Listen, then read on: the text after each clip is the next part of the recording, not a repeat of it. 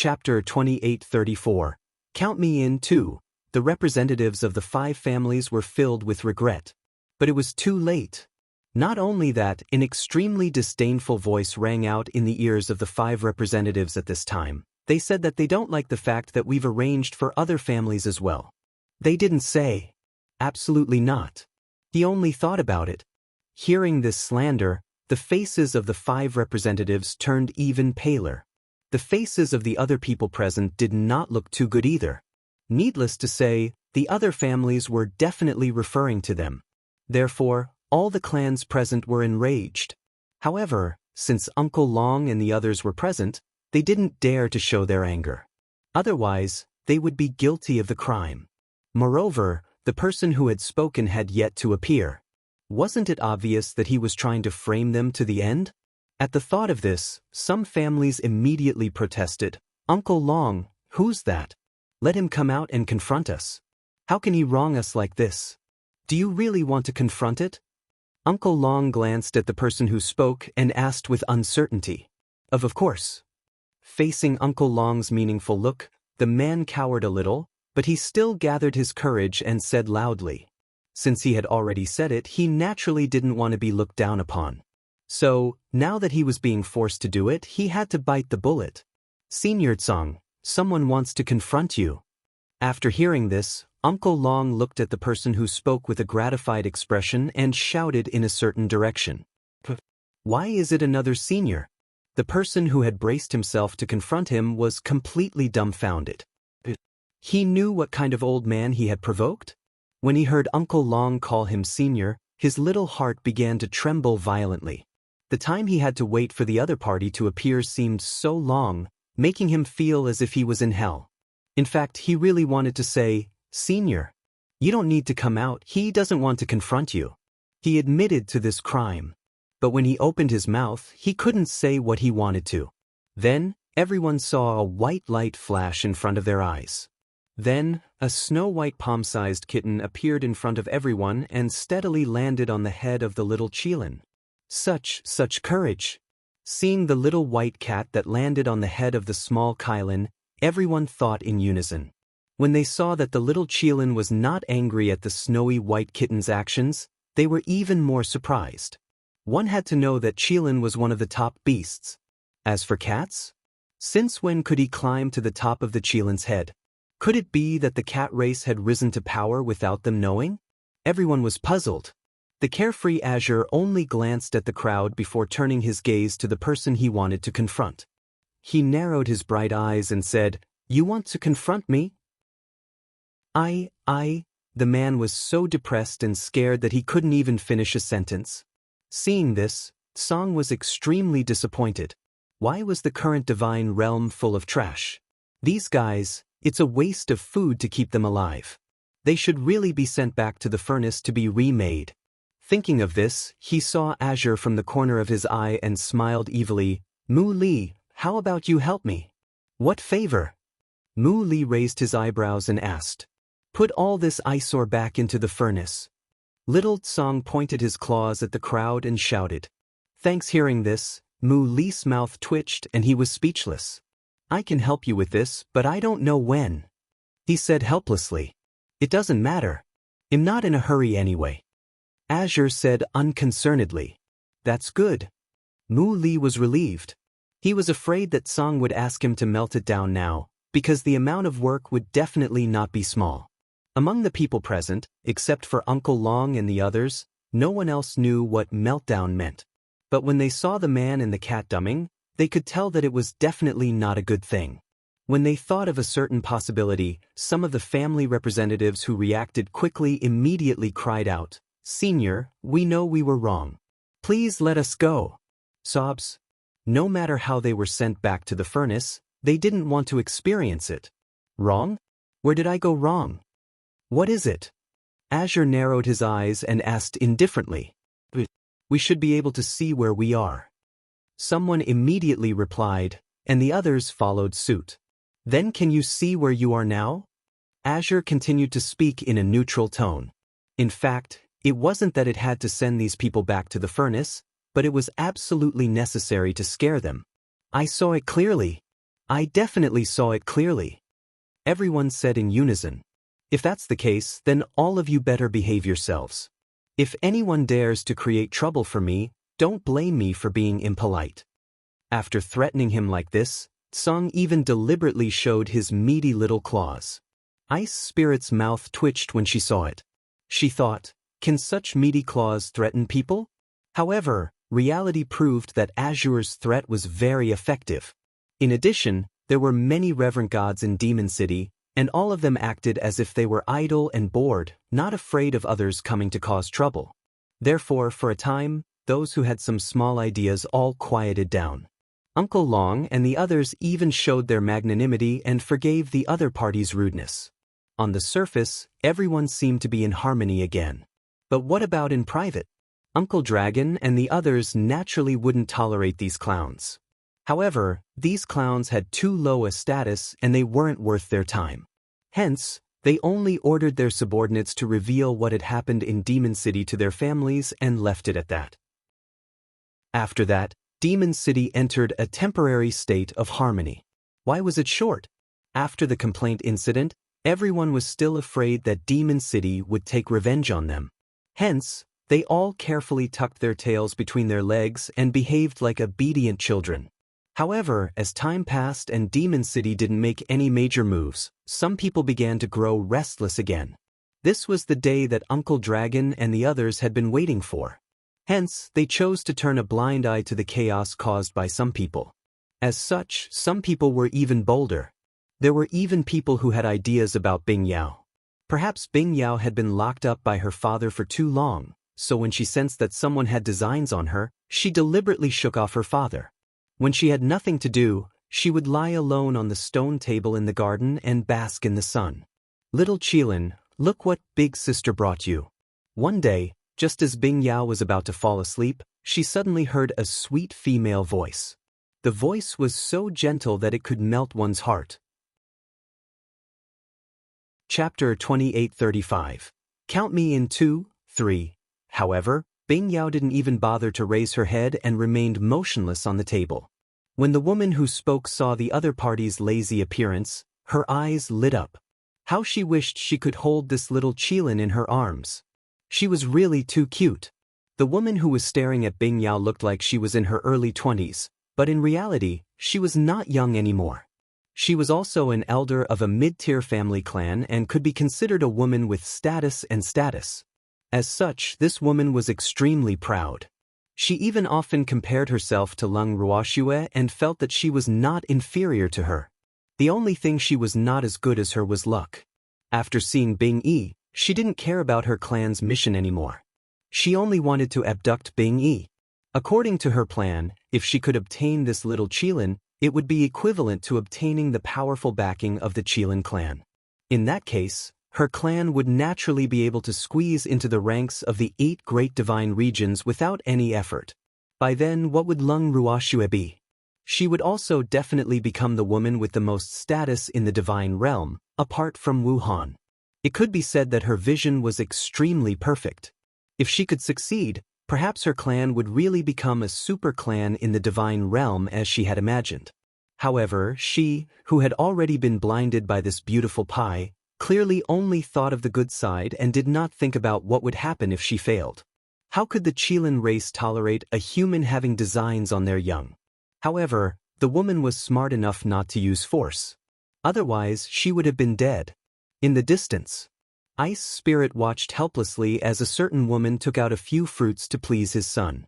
However, he could only protect her from a distance because his son had said that he would personally teach a lesson to those who dared to have designs on him. If he couldn't beat them, he would look for his father. Ice Spirit had no choice but to agree. However, he was worried and would not let his son deal with everything by himself. After all, humans were cunning. If something happened to his son, where would he find the medicine for regret? Uncle Long, who was accompanying her, saw that Bing Po was worried but didn't dare to come forward. He sighed in his heart. What a pitiful parent. Senior, don't worry. We're very safe here, no beastie can be kidnapped. Uncle Long consoled. With Green Vessel and Azure monitoring Demon City, it would be difficult for outsiders to do anything. Unfortunately, those people were not aware of this situation, so they all thought that no one knew about their little tricks. Every time they thought of this, Uncle Long and the others found it ridiculous. When will these people get lost? Ice Soul didn't feel happy after hearing Uncle Long's words. Instead, he questioned him angrily. Fuck. With these people around, her son would no longer be close to her. It was undeniable that the great former clan leader of Ice Soul was burning with jealousy. The investigation was not over yet. After the review is over, it will be their test. Uncle Long's heart trembled, but he told the truth. Your work efficiency is really low. Ice Spirit scolded angrily. Uncle Long was speechless. After a long time, he explained in a low voice, Senior, our demon city has a limited number of people. Originally, Green Vessel could read minds, and because Green was too strong, those people's little thoughts could not be hidden from it. If these two fellows were willing to help, the evaluation would not be a matter of more than a few minutes. However, these two masters would not do such a small thing.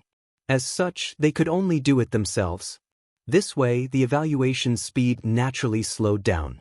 Ice Soul fell silent after hearing Uncle Long's words. Uncle Long also thought that Ice Spirit understood their huge workload, so he was slightly relieved. As long as this ancestor didn't make a fuss, it was fine. But not long after, Uncle Dragon met the Cheelants of the Cheelan race. He realized that Ice Soul disliked their low work efficiency. Otherwise, she wouldn't have sent more than half of the Cheelants here. The Kirin leading the team was Huoyu. As soon as they arrived at Demon City, Huoyu and the other Cheelants immediately started working. Uncle Long was speechless when he saw the Cheelants' true forms. What are these guys planning to do? When Uncle Long asked this question, Huoyu looked down on him. Huoyu said contemptuously, Investigate them, of course. Your methods aren't good, you're too gentle. Watch us. After Huoyu finished speaking, he was the first to capture the two humans who were already trembling with fear and interrogate them. This scene made the mouths of Uncle Long and the others twitch. This method was indeed too simple and crude. Thanks, Uncle Long and the others were completely speechless, while the people being interrogated were all like mistreated wives. Their eyes were full of tears, and their small bodies were shivering in the cold wind. Those who were more timid passed out before Huoyu and the other Cheelants could interrogate them. Xiaolong, will this work? Seeing this, Mu Li couldn't help but ask worriedly. They wanted to investigate the 8 generations of these people's ancestors. He was not interrogating them like prisoners. More importantly, the interrogator was a Cheelan, which put a lot of pressure on everyone. Hearing the name, Xiaolong, Uncle Long's mouth twitched again. In fact, in the face of Mu Li's question, he wanted to say, Please don't call me Xiaolong, okay? However, thinking of Mu Li's unrepentant attitude, Uncle Long gave up correcting him and said helplessly, Even if it doesn't work, it has to work. Let's just see how many people can hold on. In fact, at this moment, Uncle Dragon suddenly felt pity for these people. Although these families had all sorts of reasons for moving into Demon City, most of them were harmless to Demon City. Now, Demon City was probably going to leave a shadow in their hearts. It had to be said that Uncle Long was right. The families that had signed up didn't expect to see the Kirin in Demon City. The Kirin had always been low-key, reclusive, and mysterious. Now that the Kirin had personally investigated the matter, some of them couldn't take it anymore and confessed. They even revealed the purpose of their family's visit. In this way, it didn't take long for more than half of the families to sign up. Uncle Long and the others also saved a lot of trouble. Meanwhile, the family's representatives, who had various motives and confessed under the Cheelant's threats and promises, felt aggrieved. Fortunately, Demon City didn't make things difficult for them and simply invited them down the mountain to settle the matter. But what if he returned to the clan? Everyone was not sure if they would be blamed when they returned to their families. After all, their mission was considered a failure. As for the clan elder who had always wanted to take advantage of Bing Yao, he was forced to stay under Bing Yao's strong request. Knowing that it was at the request of the little Kylan that the Demon City did not drive her out, the female elder's mind became active again. She even felt that the little Kylan should have a good impression of her. Otherwise, she wouldn't have been the only one left among so many people. However, not long after, she was completely tragically defeated. As for those who were not sent away, after knowing that the Qilin clan would intervene in their test, they were not very calm. There were even families who gave up and took the initiative to withdraw from the next test. As a result, the families that had really stayed were already less than 1/3 of the total registered families. However, Uncle Long and the others didn't mind, because their principle was to seek quality and not quantity. As for the remaining 40+ families, Uncle Dragon and the others weren't sure how many of them would qualify to live in Demon City and become a part of it. After all, the final request would decide whether they would stay or leave. This was also a two-way choice for them to make. After giving the 50 families a few days to rest, Uncle Long gathered them again. In the living room, Uncle Long looked at the 40 or so family representatives who were extremely reserved and comforted them with a smile. "Don't be nervous, there's only one last test left." Hearing that it was the last one, the family representatives finally heaved a sigh of relief. However, they couldn't help but feel nervous again. Since it was the last test, it would not be easy, right? In an instant, all the family representatives immediately sat up straight, not daring to be careless in the slightest. Seeing them like this, Uncle Long smiled and said, "Calm down. The final test only requires you to answer questions." Answer questions? What kind of test was this? All the family representatives were stunned. The previous interrogation had already asked them a lot of questions about their respective families. Why did they have to answer questions now?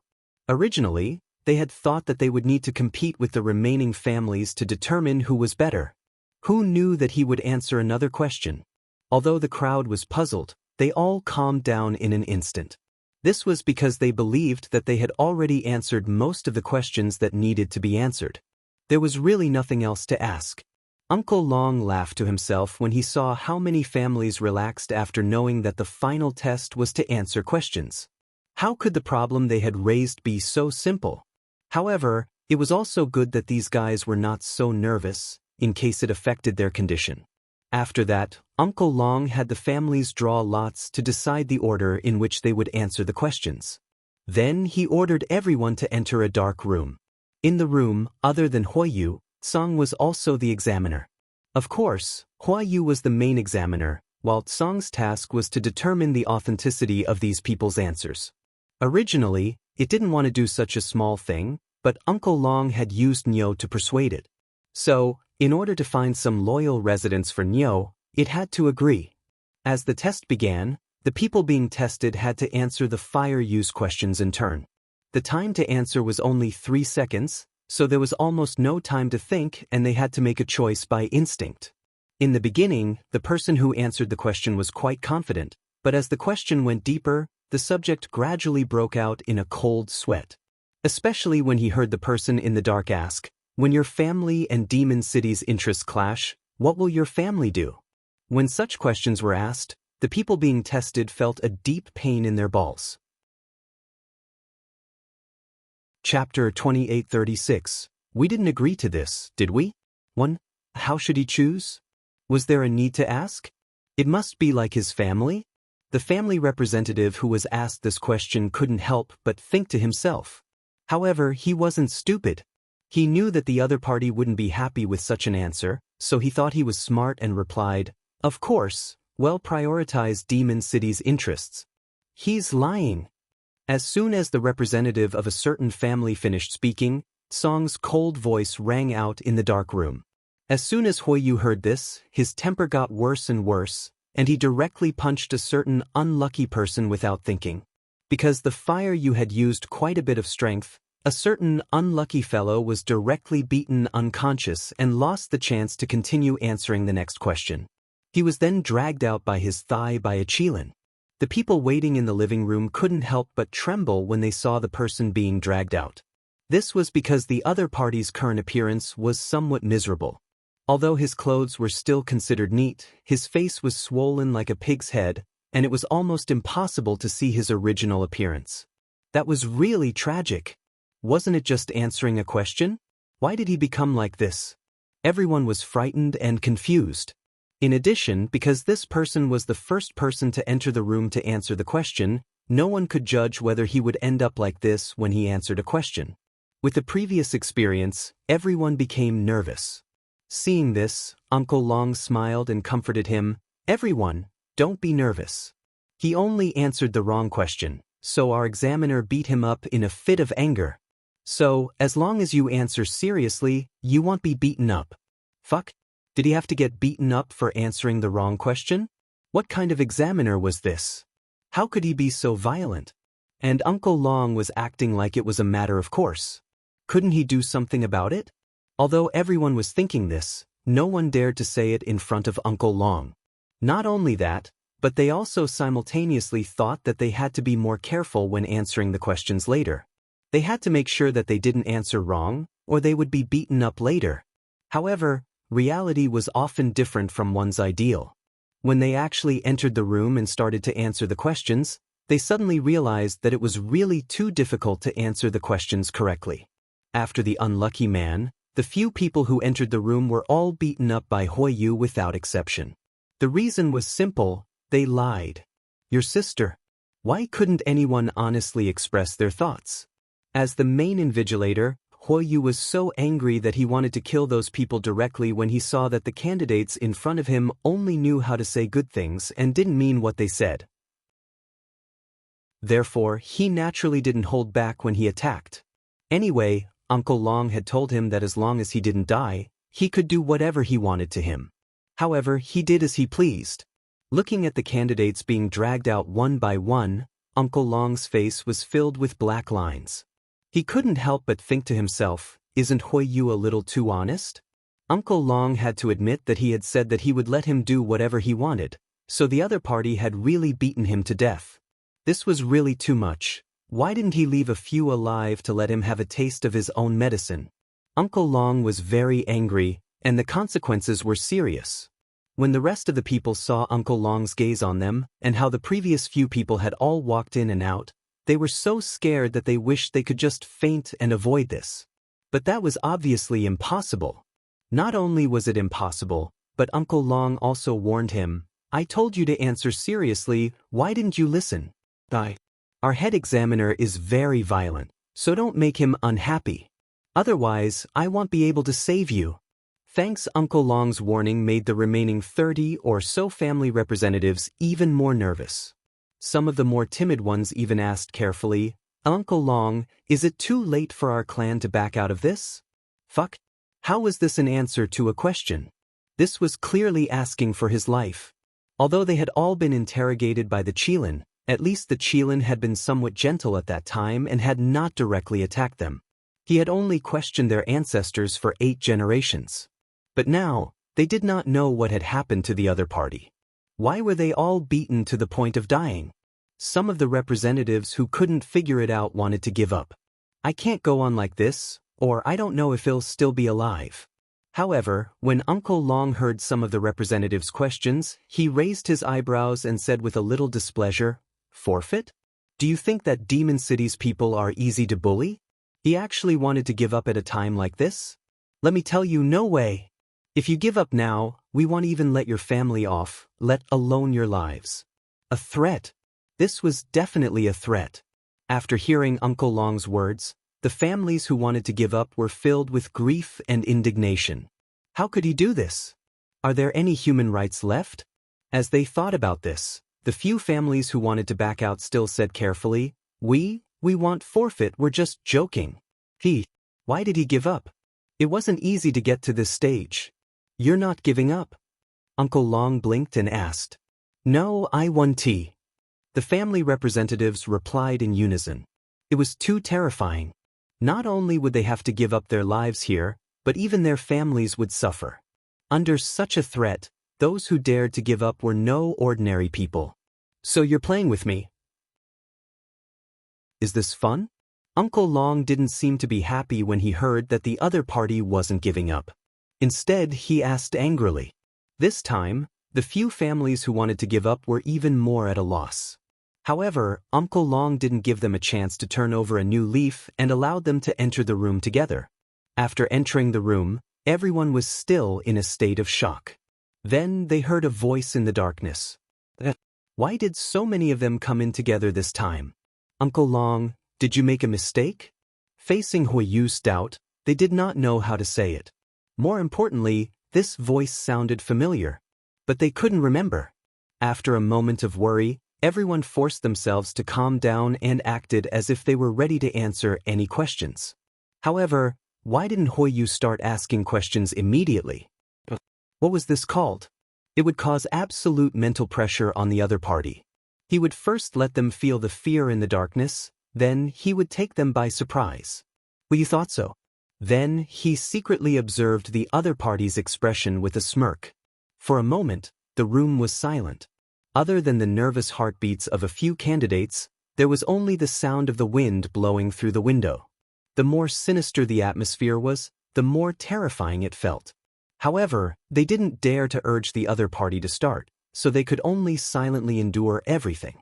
But at this time, the other party had already left a perverted impression in their hearts. Chapter 2837. We didn't agree to this, did we? 2. They said you're a pervert. Suddenly, in the silent darkness, a voice that sounded like a smile yet not a smile rang out, causing the expressions of everyone in the room to change drastically. What was this? Just as they were thinking this, they heard a certain examiner, who they thought was perverted, angrily say, "Fuck! Whoever thinks I'm a pervert, stand out. I'd like to see how bold you are to talk about your grandpa like this." No one dared to step forward and no one wanted to. This was really too much of a pain in the ass. Could he not be so mischievous? But obviously, this was absolutely impossible. Because in the next second, they heard the strange voice speak again. They're all thinking about it in their hearts. "Awu!" The fire you roared angrily. Then, a few loud bangs came from the darkness, followed by a few human screams. Then, everything returned to silence. "You haven't answered my question." Song, who was in the dark, laughed evilly as he looked at Fire Jade. They got 0 points. The embarrassed Huiyu said with some annoyance. He would never admit that he was a little impulsive, because those humans were too annoying. If he let it go, it would sully the Qilin clan's reputation.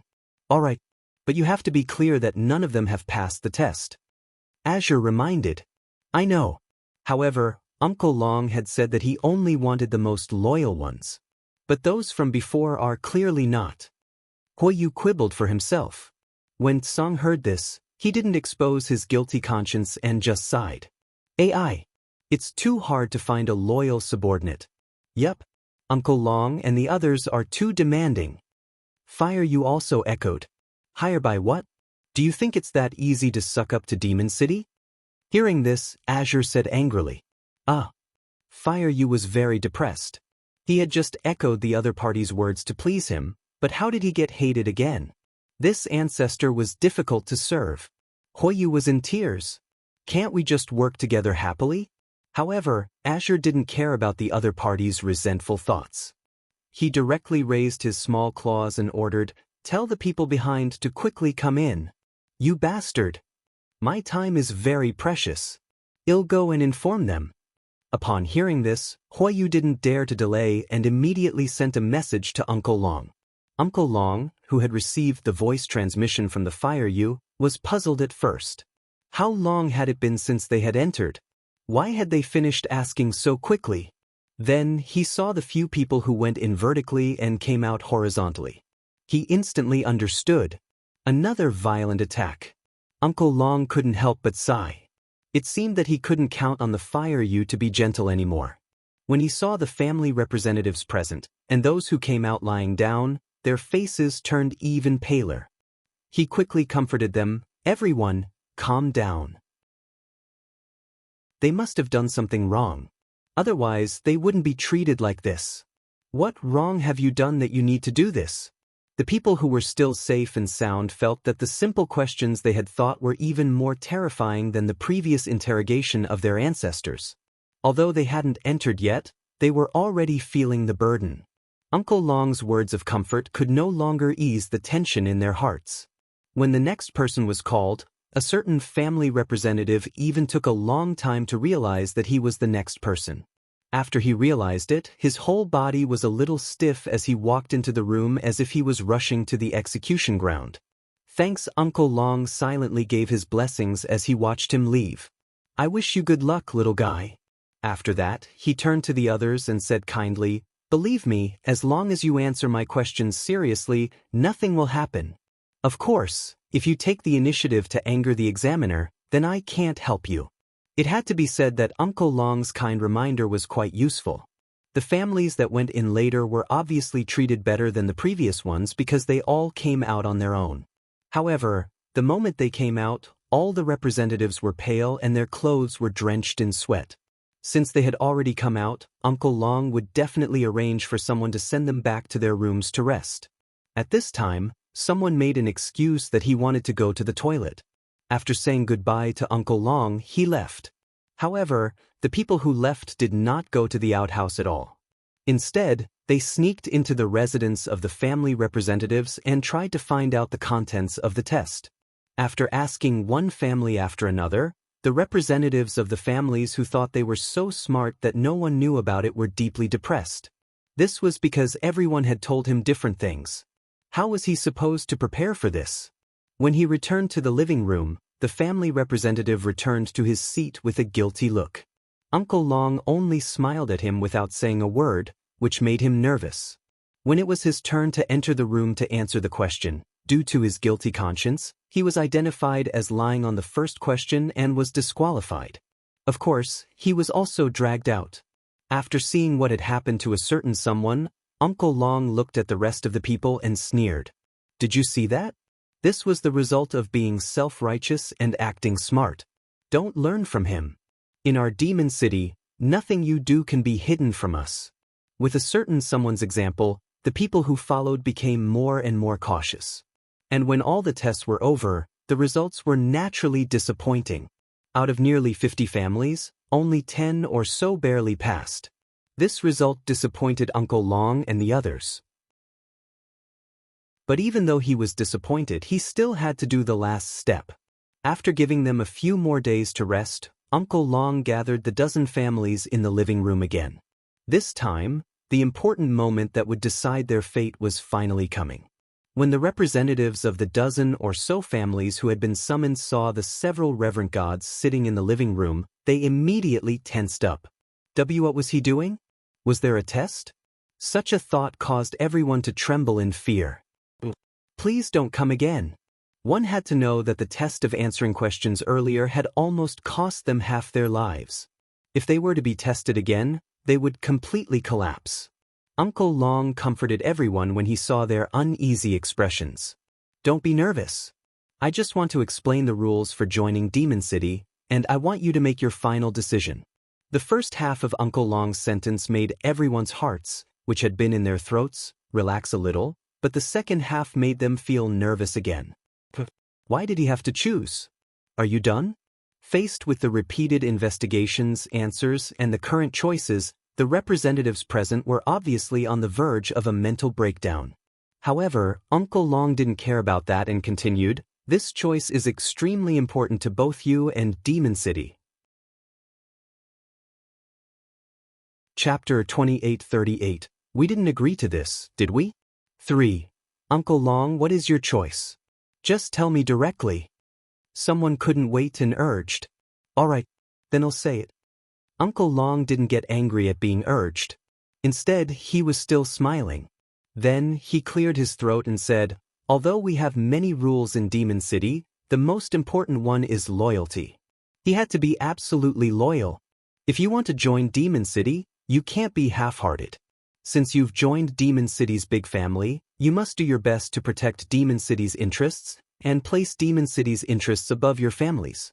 Of course, the resources we can provide you are definitely beyond your imagination. However, I won't give you these resources for free. You'll have to put in a certain amount of effort to get them. Do you understand what I mean? How could the representatives present not understand? Uncle Dragon's intentions were clear. Back when they had answered the question, they had already come into contact with him.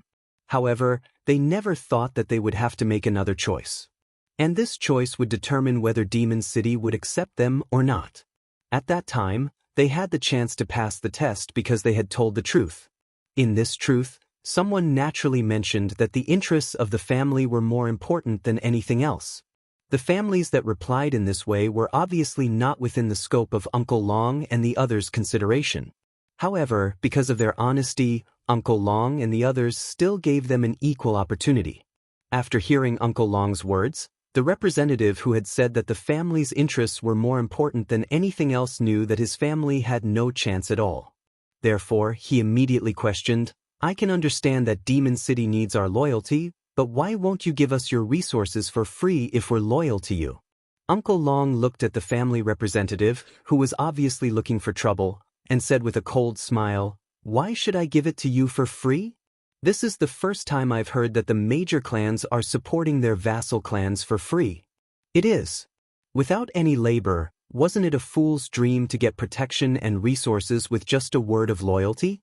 Not to mention you families with no blood relations, even if you're a branch of the Ning family, you wouldn't dare to say that you're getting resources for free." Master Ning, who was sitting on the side, sneered when he heard this, and instantly blacklisted the family of this representative. "You bastard!" This person was clearly here to find trouble. Who didn't know that the relationship between the big families and the affiliated families was that of being affiliated and being affiliated? The subsidiary clans relied on the enormous resources and powerful strength of the subsidiary clans to receive the protection of the other party in the divinity.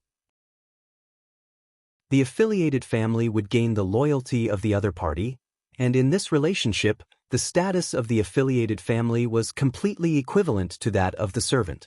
Since they were the servant, how could they ask the master to support them for no reason? But there was absolutely no such saying in the immortal realm. "Didn't you invite us to garrison in Demon City?" After thinking for a long time, the family representative finally said, "You were invited to enter? Are you daydreaming? We hinted in the announcement that we are recruiting affiliated families. Don't you know what it means to be affiliated families?" Uncle Long said with a faint smile. This time, that person could no longer quibble. With Uncle Long and Master Ning's agreement, no one dared to question anything. Finally, Uncle Dragon told them that if they wanted to become a subsidiary family of Demon City, they would need to sign a loyalty contract. Hearing this, the expressions of the representatives present changed. Loyalty and signing a loyalty contract were two completely different things. After all, as long as one had a mouth, one would be able to speak of loyalty. However, after signing the loyalty contract, if one were to betray, the punishment would definitely be unbearable. None of the people present had thought that they would need to sign a loyalty contract. This way, it was not something that the family representatives could decide. After someone expressed their thoughts to Uncle Dragon and the others, they were very understanding and gave them a month's time to return and discuss with their families. After thinking it through, they would become a member of Demon City. Naturally, they would be protected by Demon City. After sending off the last dozen or so families, Uncle Long and the others had some free time. A few days later, in the garden, Master Ning was yawning in boredom. When he saw Uncle Long coming over, he immediately pulled Uncle Long over to make a bet with him. Seeing this, Uncle Long shouted helplessly, "If you're really that bored, you can go back to the Ning family and manage your grandchildren. Why are you bothering me?" Uncle Long was so frustrated. It had been half a month, but there was no news from any of the families. Was this the sign of recruitment failure? He was quite worried, but at the same time he felt angry for the short-sightedness of those families. If they failed, they failed. Sooner or later, they would regret it. Uncle Long secretly complained to himself. Master Ning, who was being yelled at, was thick-skinned and obviously didn't mind that Uncle Long was angry. He even added fuel to the fire. "Old Dragon, let's make a bet and see how many families will be smart enough to make the right choice, okay? The one who loses has to agree to one condition. How about it?" "Thanks, not much. Are you really that free? If you're bored, go pull out the grass." Uncle Long couldn't take it anymore and roared. Obviously, he was already very annoyed, but this old man still wanted to bet with him. "Bet your sister. What's there to bet on?" Uncle Long was very angry, and he glared at Master Ning with his fiery eyes. But Master Ning didn't care at all and said with a smile, "Old dragon, I know you've been very angry recently. Calm down. Even if those small families are unwilling, so what? That's because they have no foresight, and it has nothing to do with us. The entire firmament knows about the recruitment plan this time.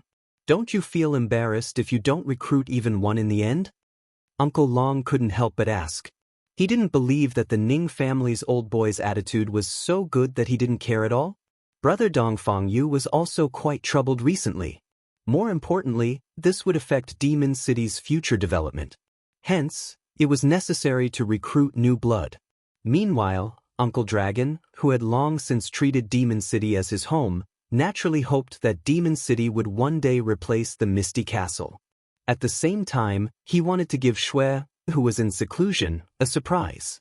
He hoped that by the time Shui came out of her seclusion, Demon City would already be in a relatively large scale.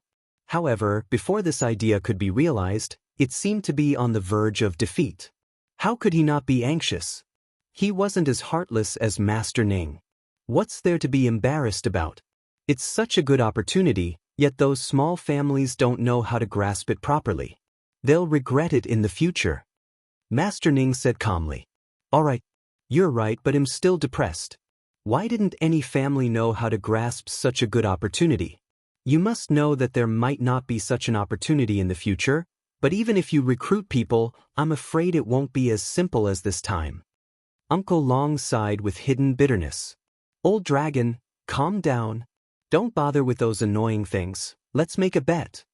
Master Ning still didn't forget to make a bet with Uncle Long. Uncle Long was truly helpless. This old man was really... Let's bet then who's afraid of who. Then Uncle Long made up his mind and said, "That's more like it. Come, let's bet on how many families will have good eyes." Master Ning said happily when he saw that Uncle Long had compromised. "5. There are at least 5. Uncle Long said immediately. "I said there are 3. Master Ning also said. This was the conclusion he had made after analyzing and understanding those families in detail. "So little." Uncle Long frowned and looked at Master Ning with dissatisfaction. This old man was really too detestable. This was clearly boosting other people's morale and diminishing their own prestige. Why did he not believe in the attraction of Demon City's signboard? "Quite a few," Master Ning said confidently. Not long after, Dongfang Yu and the others who had heard about the bet also requested to join in. The bet between Uncle Long and Master Ning had become an important event for the board's supreme gods in Demon City. Even Hui Yu and the other Qilin had come to join in the fun. Seeing the Yu fire, Uncle Long naturally remembered the good things this guy had done when he was the head examiner. He said angrily, "What are you still doing here? Go back to your Qilin clan." "Hee. I'm sorry, but I'm afraid I'll have to appear in Demon City more often in the future. I've already discussed with the ancestor to set up a branch of the Qilin race in Demon City. The ancestor has agreed to it, and I've also chosen the location. We'll be starting work soon," Huiyu said with a proud smile. When Uncle Long heard this, his face darkened immediately. Why didn't they know anything about this? Did these Qilins really think that Demon City was their backyard? He wanted to set up a branch in Demon City, yet he didn't even acknowledge the master? Tell me only after you've decided? Who was that? Did they agree? Uncle Long's expression was extremely unsightly. He glared at Huiyu and said, "We didn't agree to this, did we? The ancestor has agreed. If you have any different ideas, feel free to bring them up. I'm just an errand boy doing hard work. I don't care about the affairs between you high-level people." Huiyu pushed the responsibility to his ancestor. "Your sister." Hearing Huiyu's words, Uncle Long really wanted to scold Qilin. What would he say if he went to find the ice spirit? Did he object? Demon City doesn't welcome Qilin's presence. Chapter 2839. Boss, I knew you wouldn't die. 1. Not welcome, my ass. There must be something wrong with his head to object to the Qilin race moving in. Uncle Long couldn't help but mutter to himself. In fact, he had thought about this for a long time. He wanted Schwer to tell Ice Soul, but Shuai rejected him. In Shuai's words, even though we have done the Qilin race a favor, we can't force them to repay us. Otherwise, the Qilin race would definitely be unwilling. If they had any other thoughts, it would affect the relationship between the two parties. He also said that if they wanted to, they would bring it up themselves. Now, just as Shuai had said he wanted to. However, he didn't bring it up. Instead, he made his own decision and even thought of a place to stay. This was a little. At the thought of this, Uncle Long's face darkened and he said to Huiyu in a slightly displeased tone, "If the Qilin race wants to enter Demon City, we will definitely welcome you. However, shouldn't you inform us, the masters, as well? Or do you want to act first and report later? Are you planning to tell us the day we find out that you've broken ground?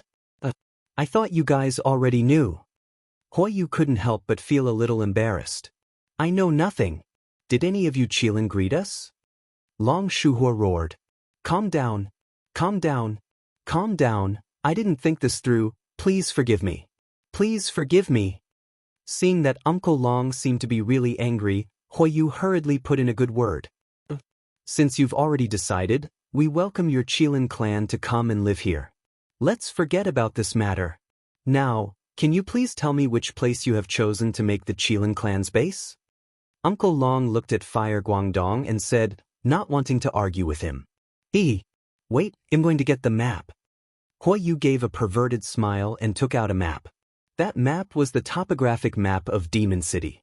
After opening it, the Fire Yu was about to point it out to Uncle Long, but Uncle Long stopped her and said, "Wait, tell me, where did you get this map? Why does this map look so familiar?" Master Ning said after looking at the map. This map is the one you placed in the council chamber." Seeing that he couldn't hide it anymore, Huiyu had to tell the truth. Hearing this, everyone present was silent for 3 minutes. "You bastard!" Not using the council hall for too long was very harmful. They didn't even know that something had gone missing.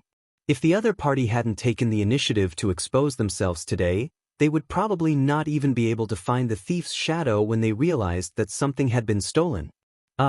Dong Fengyu opened his mouth and wanted to express his opinion, but he found himself speechless. What should he say? Blame the other party?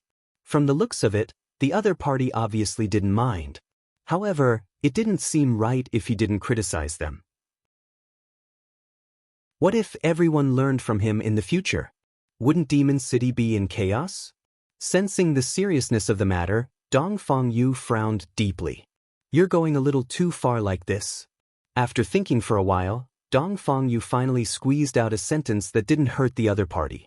His words were instantly despised by everyone except Huiyu. Uncle Long was so angry that he shouted, "Guards! Arrest this thief!" "Thanks, don't be like this. I'm not a thief." Seeing the others in a daze, Fire Guangdong quickly explained for himself. "If you're not, then who is? They've even stolen into our meeting hall." Uncle Long shouted with a red face. "I didn't steal it, I just borrowed it." The Fire Yu continued to explain.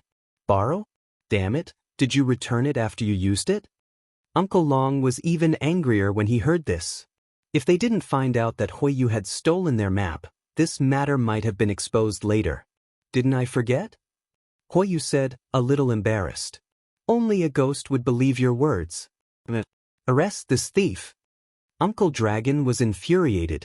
However, after shouting for a long time, he suddenly recalled that Demon City's residents had all gone into seclusion. Other than the old fellows present, there was no one else who was idle. "Some beasts, catch this thief for me," he immediately changed his words. Unfortunately, even after he shouted for a long time, not a single beast came to capture him.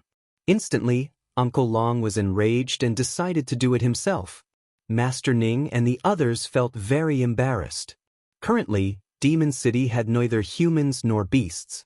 No wonder they didn't even know that they had lost something. Seeing that Uncle Long was really going to catch him, Huiyu panicked and hid everywhere, shouting, "Old whale, don't be like this. I've really forgotten. Soul egg. I don't care about that, stealing should be punished." Uncle Long shouted and chased after him. For a moment, Uncle Long chased the Fire Yu all over the yard. Master Ning and the others shook their heads and sighed. What was going on? Are you playing hide and seek? At this moment, a curious voice was heard. Then, a small ice phoenix appeared in the garden. The ice phoenix still appeared with a blue crown on its head. Seeing this pair of little beasts, Master Ning and the others' mouths twitched again. He didn't know when it started, but Senior Azure liked to lie on the head of the ice phoenix. I want to play too. Seeing that no one answered him, Bing Yao continued to speak. Then, he ran into the field and joined the ranks of the people chasing after the fire Yu. When Huiyu saw this, he wanted to cry but had no tears. Little Prince, we're from the same country. How can you help this old whale chase me? Huiyu, who was being chased and blocked by Uncle Long and Bing Jia, wanted to kneel down in front of Bing Jia. He had never seen a Qilin who was so ungrateful. This really made him sad. Aren't we playing hide and seek? I want to be on the same side as Uncle Long, so I naturally have to chase you. Bing Yao said matter-of-factly. Hearing this, Uncle Long gave Bing Yao a look of admiration.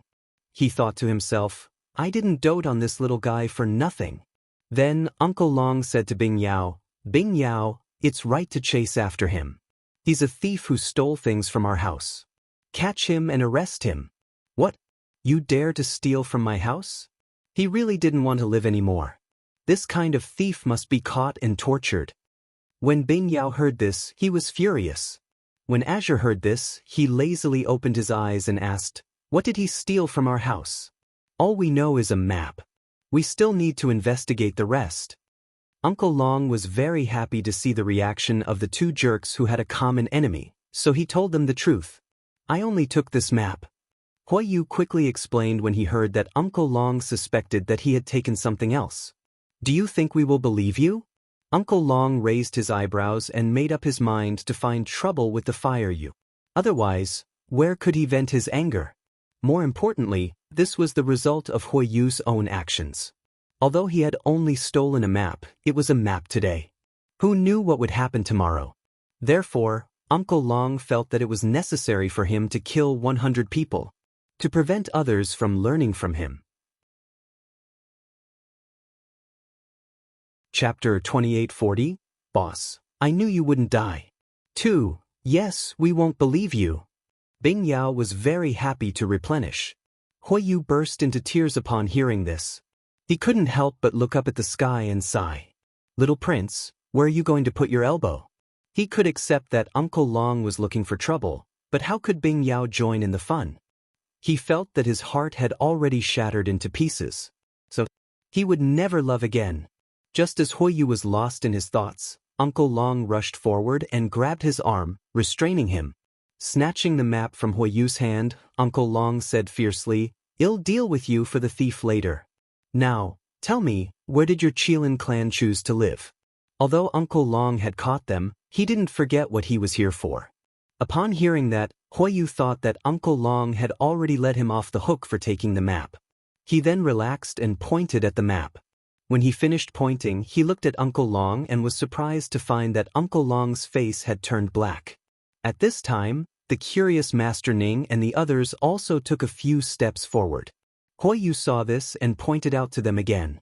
After knowing the location of the Qilin clan's base, everyone's expression turned a little strange. They stared at Firelit without blinking. They all wanted to see what the structure of the Fire Yu's brain was. Azure was more direct and coldly laughed. Why doesn't your Qilin clan make this a base as well? After hearing Tsong's words, Huiyu was stunned for a moment before he said weakly, that won't do. Isn't this your base camp? The entire Demon City is our main base, but didn't you take away a third of it? Azure's body emitted a cold aura as he continued to sneer. At this moment, Huiyu finally understood that there was a problem with the encampment that he had assigned. No wonder these people's faces suddenly changed. But, after thinking for a long time, Huiyu carefully said, the bases that I've chosen are all ownerless. Since they're ownerless, it's no big deal for our Qilin clan to use them, right? As you all know, our Qilin clan's main body is too large, and it's simply not enough when it's small. More importantly, it's close to your main residence, so it's more convenient for us to visit our ancestor, right? Who made the rule that ownerless things have to be used by your Qilin clan? Don't you know that Demon City is recruiting subsidiary clans? My head examiner. Azure said with a smile that was not a smile. No family has joined us yet. Huoyu said in a low voice. Hearing him mention that, Uncle Long's face turned even uglier. Then, everyone heard Uncle Long roar, "But I can't give it all to you. You're so close to our ancestor, but you've taken up a third of Demon City's space. To tell you the truth, these places were originally left for our affiliated families." Or does the Qilin race have plans to acknowledge their master and pledge their loyalty? Yep. If you acknowledge Shui-Er as your master, I can make the decision to give you the place you like. Azure said indifferently. How is this possible? The Qilin race would never acknowledge anyone as their master. One had to know that even Master Yu didn't force them to recognize him as their master. With me here, they don't need to recognize me as their master. Suddenly, a confident voice rang out in everyone's ears. Then, they saw a handsome man in white appear before them. The one who spoke wasn't the white-robed man, but a palm-sized furry little beast that glowed with a dark golden luster. Thanks. Master Ning looked at the little beast in front of him carefully, then looked at the man in white and asked, "Seen your dreams, this little beast?" This little beastie looks so familiar. However, the little beast had a lot of tails, so no one dared to recognize it. It's the little mouse by that idiot. Yes sighed. Before Huan Chen could reply, Azure said with a disdainful expression, "A little mouse?" Hearing this, Master Ning and the others were speechless. They really didn't know what kind of deep hatred Senior Tsong had for this little beast. Why did he call it a little mouse? Which part of this little guy looked like a mouse? On the contrary, they were somewhat similar to Azure.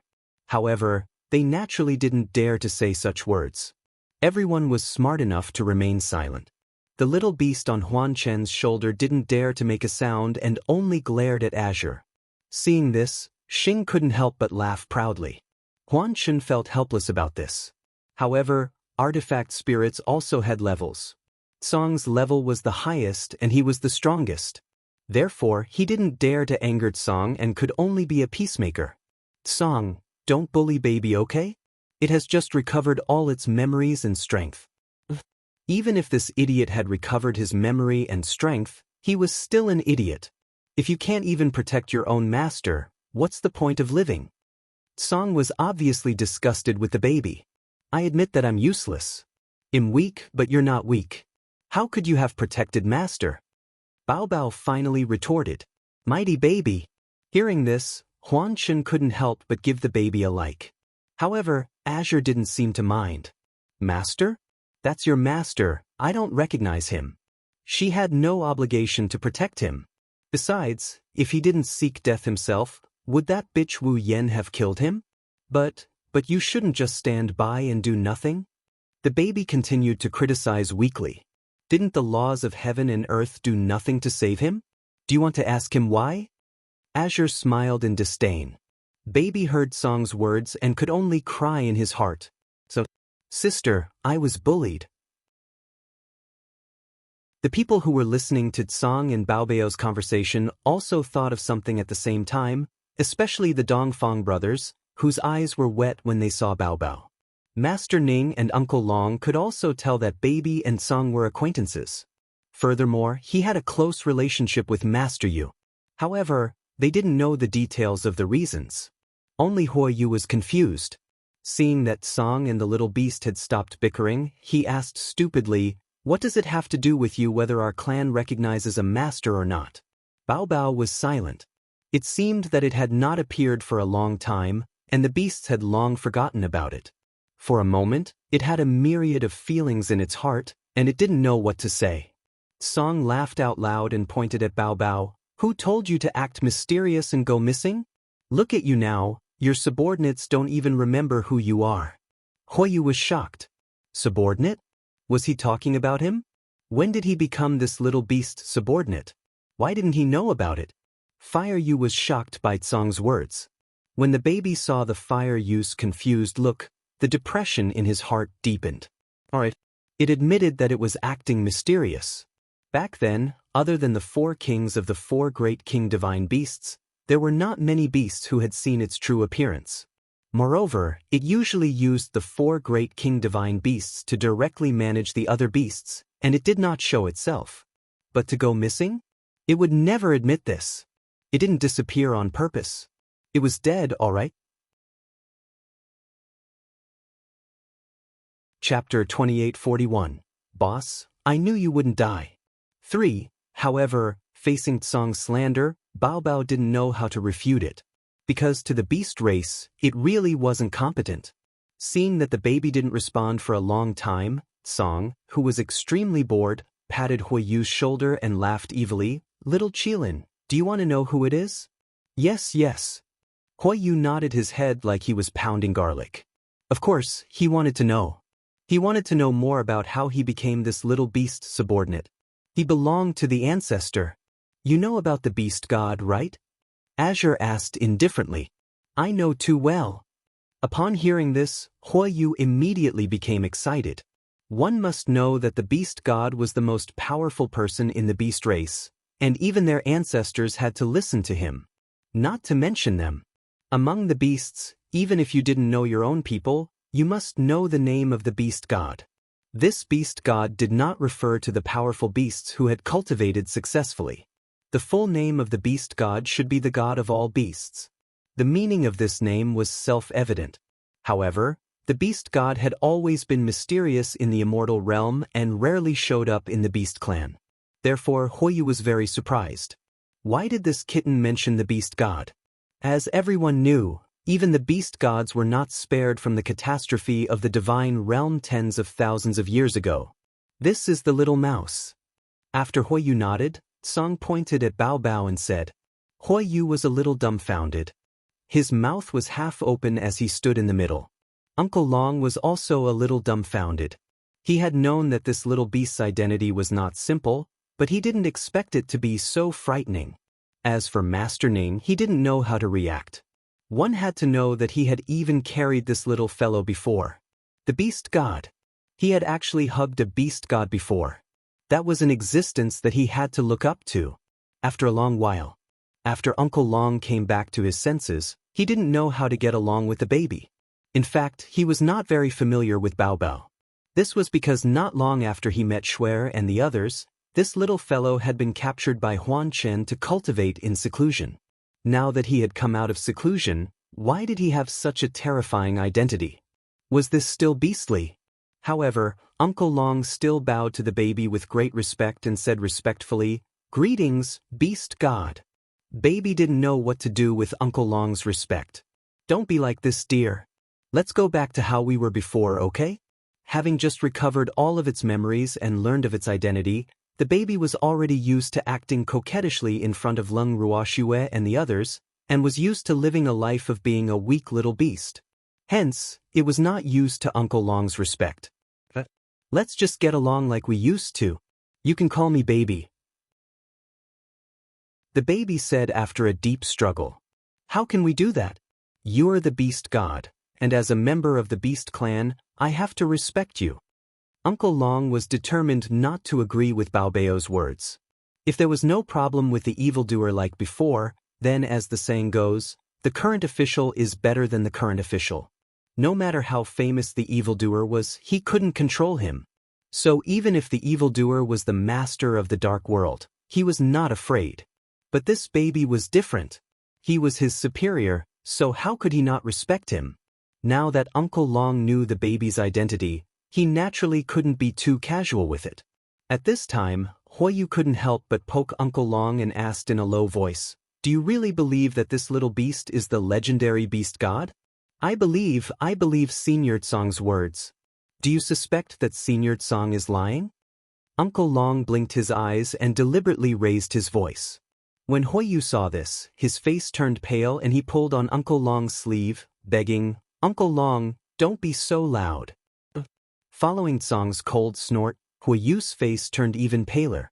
Bao Bao couldn't stand it and said to Tsong weakly, Please don't bully Beastie.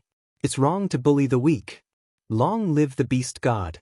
Bao Bao's unconfident words of justice made the fire swan fall towards it.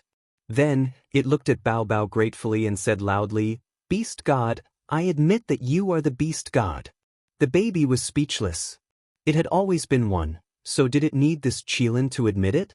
Meanwhile, Uncle Long and the others kept their distance from Huoyu, who was obviously not in a normal state of mind. They had an expression that said, "I don't know him." When the Fire Yu realized that the situation was a little abnormal, Uncle Long and the others gave him a look as if he was crazy. Suddenly, the Fire Yu became depressed. He didn't know why he would say something so stupid. But would it be useful to take it back now? The answer was no. Song patted Huoyu's head in a good mood and looked at Bao Bao. "Don't tell me people always say that Beastie's intelligence is low. It's true after seeing it today. All the Beastie beasts present were caught in the crossfire. Especially Uncle Long, who was extremely depressed. He even felt that his entire person was unwell.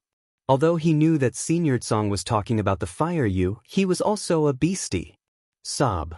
Uncle Long, who had been innocently implicated, felt even more resentful toward the Fire Yu. Thanks Bao Bao didn't comment on Tsong's judgment. Big Sister wasn't here, so it didn't dare to argue with Tsong, otherwise it would be the one who would be unlucky. It couldn't beat this guy. The baby was silent, aggrieved, and his bright eyes peeked at Tsong from time to time. However, Tsong pretended not to see it and continued to pat Huoyu's head with admiration. Huoyu was the most worried.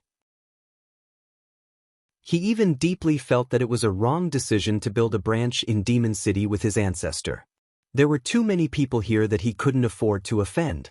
So, he felt like he was being bullied all day long. At this moment, Fire Yu heard Tsong say to Uncle Long and the others, "Leave this thief to me. I'll teach him well." "Don't." Huoyu burst into tears again. At this moment, he really hoped that Uncle Long would reject Tsong's words. He didn't want to fall into Tsong's hands. Unfortunately, Uncle Long would not let Huoyu have his way. Uncle Long ignored Huoyu's pleading eyes and said gratefully, "Then he'll have to trouble Senior Azure." "It's no trouble at all. I'm free anyway." After saying that, Azure deliberately turned to look at Bao Bao and said with a smirk, "Beast deity, you don't mind me teaching your subordinates, do you? If I had an opinion, would you listen?" Bao Bao pretended to be embarrassed and asked. "I won tea," Tsong replied directly. "Then why are you still asking me?" Bao Bao couldn't help but roll her eyes. "I'm just respecting you." Tsong laughed proudly, then patted Bing Yao's head and ordered, "Let's go back."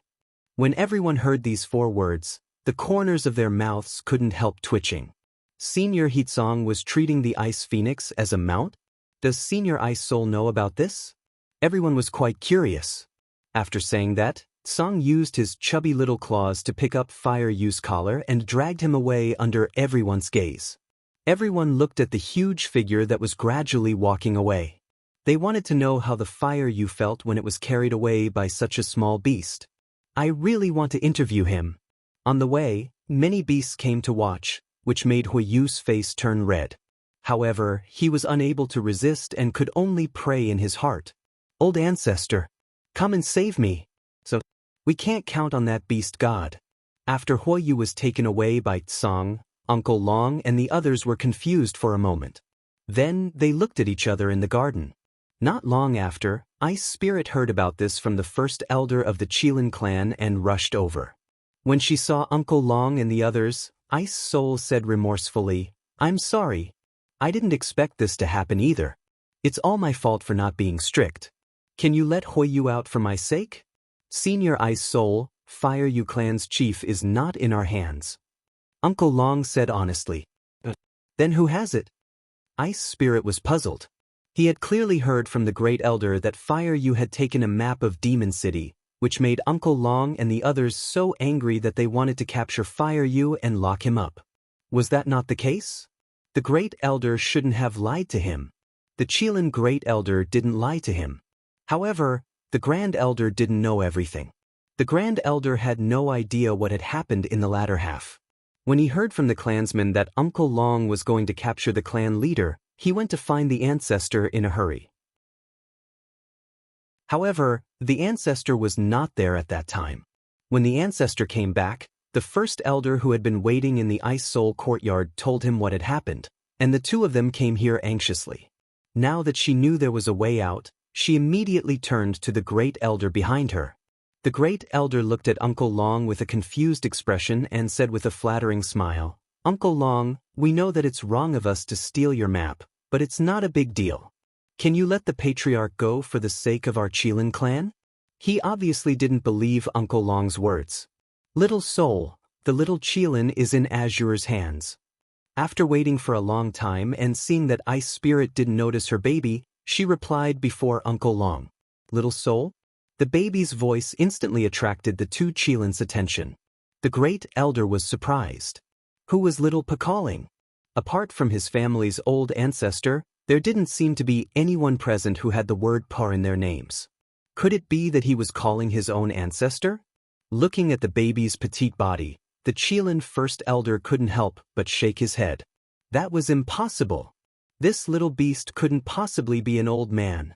Just as the great elder overturned his conclusion, Ice Spirit, who had been completely stunned by the words, "little soul," suddenly came back to his senses. His eyes were filled with tears, and he held the baby's fluffy body tightly in his arms. He sobbed, "Boss? I knew you wouldn't die." "Boss?" These two words frightened First Elder to his core. His eyes were wide open, as if he had seen a ghost. He didn't hear wrong, did he? The old ancestor actually called this little beast boss. Chapter 2842. You really have the guts to ask for anything. 1. The Qilin Great Elder felt like he was about to faint from fear. What kind of rhythm is this? He looked up and down, left and right, but he couldn't see that the little beast in front of him, who wasn't even the size of their palms, was the old ancestor's boss. However, he believed that the old ancestor would definitely not joke about this kind of thing. This fact was simply too hard to accept. The first elder of the Qilin clan was a little confused. He looked at the little beast, who was crying in his ancestor's arms, with a face full of questions. Then he turned to Uncle Long and asked him with his eyes, "What's going on?" However, Uncle Long pretended not to see it. "Aren't you curious?" "I won't tell you," Uncle Long thought with a smirk. Needless to say, Uncle Long was venting his anger on him again. Seeing that Uncle Long was ignoring him, the great elder of the Qilin family had to continue to look at Master Ning. He didn't know whether Master Ning had done it intentionally or unintentionally, but he actually turned his head at the same time as he looked at him. The first elder of the Qilin clan immediately became worried. This was really bullying the Qilin. They knew that his curiosity was like a kitten scratching at his heart, but no one answered his question. First Elder Qilin was furious. He glared at Uncle Long and Master Ning, but the two obviously didn't care and continued to ignore him. When Ice Soul was done with the baby, she turned to the great elder and said, "Boss, this little fellow is my clansman." "Oh." Bao Bao nodded and gave First Elder Qilin a kind smile. However, the Qilin Great Elder still felt as if a cat was scratching his heart. He couldn't help but wail in his heart. "Old ancestor, don't just introduce me. Introduce your boss." However, Ice Spirit obviously did not see through the Qilin Great Elder's inner thoughts. He did not even plan to introduce the baby's identity. After greeting the crowd, he took the baby away and even forgot about the fire you. Seeing this, the Qilin First Elder, who had been left behind, was completely depressed. "Old ancestor, how can you leave me behind?" He even left him in the middle of Uncle Long and the others, who were looking at him with unfriendly eyes. At this moment, the Qilin Great Elder, who was a little slow to react, had already sensed the unfriendly gazes from Uncle Long and the others. He shrank back a little and decided to slip away, not having the time to ask about the little beast's identity. However, as soon as this thought appeared in his mind, he had only taken a step forward when Uncle Long grabbed him by the collar and pulled him back. "Uncle Long, let go. Let me go. This is too ugly." The first elder of the Qilin clan struggled. "Oh, now you know how ugly it is? Why didn't you think of how ugly it was when you stole our map?" Uncle Long continued to deal with the Qilin Great Elder. "Uncle Long, you don't need the map anyway. Why don't you lend it to us?" The first elder of the Qilin clan said with a fawning smile. Is that borrowing? Taking without asking is stealing. Besides, if we don't use it, can you steal it in peace? Uncle Long's anger rose again when he heard the Qilin Great Elder's words. The Qilin Elder could only smile awkwardly. He really didn't think so much when he borrowed the map. Now, let's talk about the problem of your base. Uncle Long continued. Thanks, they had been discussing this matter for a long time, but it was delayed by the appearance of the beast god baby. Now that Fire You had been taken away by Senior Azure and Ice Soul had taken Azure away, the only one in the Qilin clan who had the final say was this old fellow. This time, they couldn't let the Qilin Great Elder off no matter what. They had to get to the bottom of this today. Uncle Long's decision was unquestionable, even if you were a Qilin. Therefore, the first Elder Qilin had to stay behind and be interrogated by the crowd. When he found out that the other party was not only angry because they had taken the map without asking, but also because the area of the encampment they wanted was too large, the Qilin Great Elder patiently explained, "As you all know, our Qilin's body is very large, and the area is too small to display it. So, you guys have to understand. Understand my ass. Demon City doesn't have that much space for you to waste." Long Shuhua roared. "How can you call this a waste? We've decided on this place after much consideration. If it wasn't for the fact that the area of your land of demons is limited, our encampment wouldn't have been so small." The Qilin Grand Elder was very honest. When Uncle Long and the others heard this, they were all furious. "You bastard!" Although the words of the Great Elder of the Qilin family and Fire You were similar, the Great Elder of the Qilin family was obviously better at drawing hatred. Uncle Long and the others obviously didn't expect that he would complain that the area of the residence allocated by his family was small. Fuck. A third of it was gone and you still think it's small? How old do you want? Do you want me to give you the entire Demon City? After taking a few deep breaths, Uncle Long suppressed the urge to beat the Qilin up and roared. Would you be willing to give us the entire Demon City? The first elder of the Qilin clan blinked his eyes and asked with uncertainty. "I'm willing. Do you want it?" Uncle Long, who had been holding it in, asked with a smile. "If you insist on giving it to us, we can only reluctantly accept it." The first elder of the Qilin clan said with an embarrassed expression. As soon as he finished speaking, he was punched in the face. Then Uncle Long, who couldn't take it anymore, rushed forward and punched the Qilin Great Elder. Fists as heavy as boulders rained down on the Qilin Great Elder, knocking him silly. He had never dreamed that Uncle Long would attack him without even saying a word. This was too much. Can we still have fun together in the future? When the Great Elder came back to his senses, he only felt extreme pain all over his body, as if all the bones in his body were about to fall apart. Before he could fight back, his arms were clamped by the master of the Ning family. In this way, it was much more convenient for Uncle Long to beat the Qilin. You're bullying me with your numbers. You're really bullying me." The first elder of the Qilin clan was filled with grief and indignation. His face was blue and purple, and his clothes were crumpled. Then, there was a ripping sound as most of his clothes were torn off and hung loosely on his body. Even so, Uncle Long still didn't vent his anger. His rain-like fists finally knocked the Qilin Great Elder unconscious. After the first elder of the Qilin family fainted, Uncle Long kicked him a few more times. He was still angry and shouted, "I'll let you have it. I'll let you have it. You really dare to ask for anything." Uncle Long, calm down. We've already taught him a lesson, so let's not argue with him. Seeing that Uncle Long was still angry, Master Ning pulled on his arm and tried to persuade him. This old Qilin's emotional intelligence was really worrying. Even if we don't care, it will depend on their performance.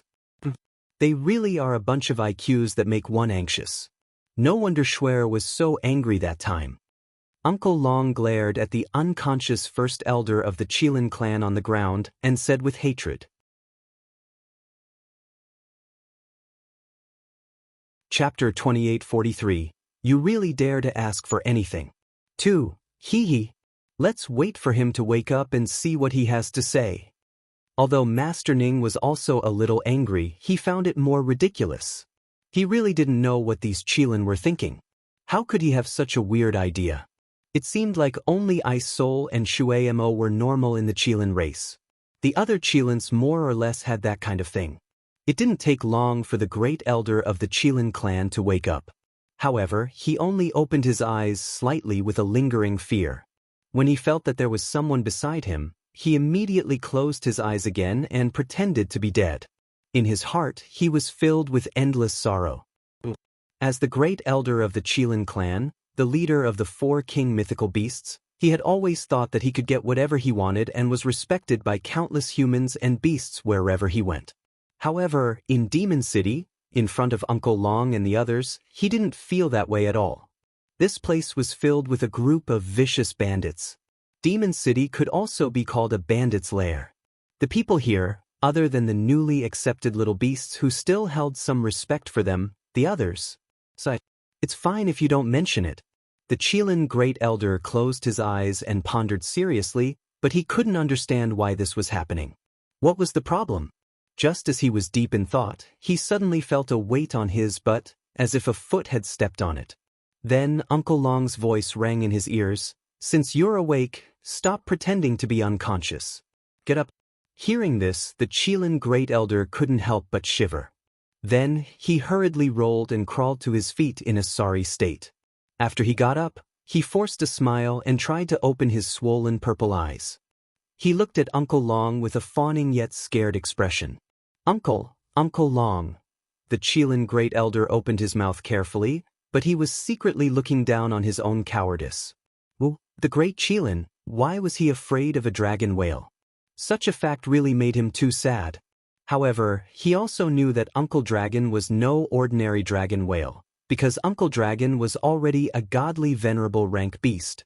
And for godly venerable rank beasts, the pressure of their innate bloodline was so light that it was negligible. Otherwise, he would not have been so cowardly in front of Uncle Long. "Since you know to call me Uncle, I'm your elder from now on. So, you must take my words to heart, understand?" Uncle Long cut to the chase when he saw the Qilin Great Elder stammering. The Qilin Great Elder was depressed. Calling him Uncle Long was just a form of respect, and it didn't mean that he had acknowledged him as his uncle. How could the dragon whale be so? The Great Elder Qilin didn't know what to say. In fact, he was on par with Uncle Long in terms of seniority, but now, he was being treated as a junior by the others just because they called him Uncle Long. He had called him Uncle Long for a long time, so why was he only calling him junior now? The first elder of the Qilin clan became more and more worried.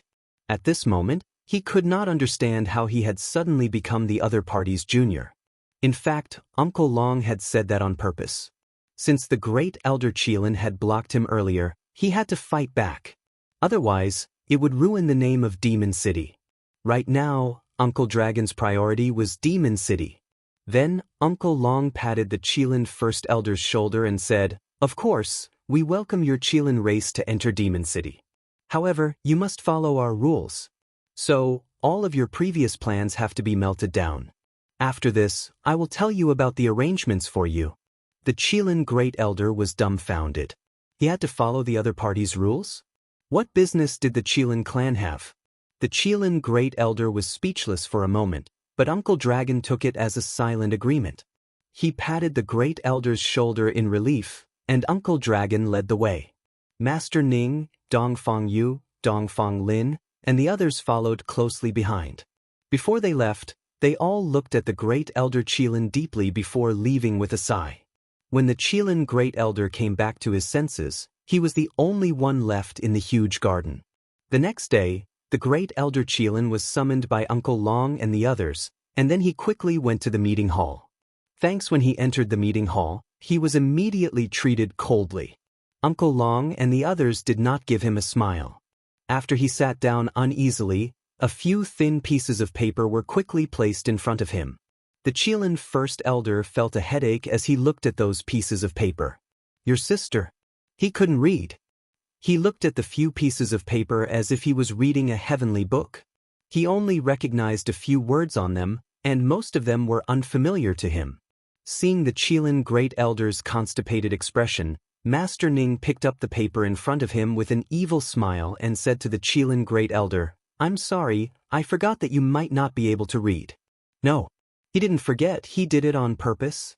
The Qilin Grand Elder was in tears. After that, Master Ning was kind and started to talk about the contents of the paper. It was a plan for the Qilin tribe.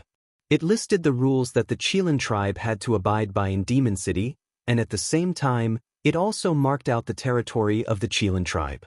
When the first elder found out that the place Uncle Long and the others had arranged for the Qilin clan was less than 1/3 of the place they had chosen, he felt a deep pain in his balls. How could they, the Qilin, live in such a small place? One must know that Qilin was full of wildness and loved to transform into their original form to run and roar in the open wilderness. But now, there was only a small space. Let alone transforming into their original form, even if more Qilin came, their buttocks would probably bump into each other. This bit of territory definitely wouldn't do. The first elder of the Qilin clan immediately protested strongly.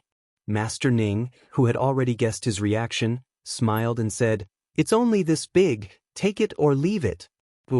This is too much. The Qilin Great Elder was heartbroken. It seemed like he couldn't use force. With this thought in mind, he immediately changed his previous attitude and sobbed, "Our Qilin's body is huge, and this little territory is really not enough. Can't you make an exception? Big body? This is easy. You guys can completely mimic each other, so you won't need to use so many places." Uncle Long continued with a smile. "We don't like mimicry." The Qilin First Elder said with a bitter expression. The mimicry really damaged the mighty image of their Qilin clan. "Then I can only transform into human form." Uncle Long continued to suggest.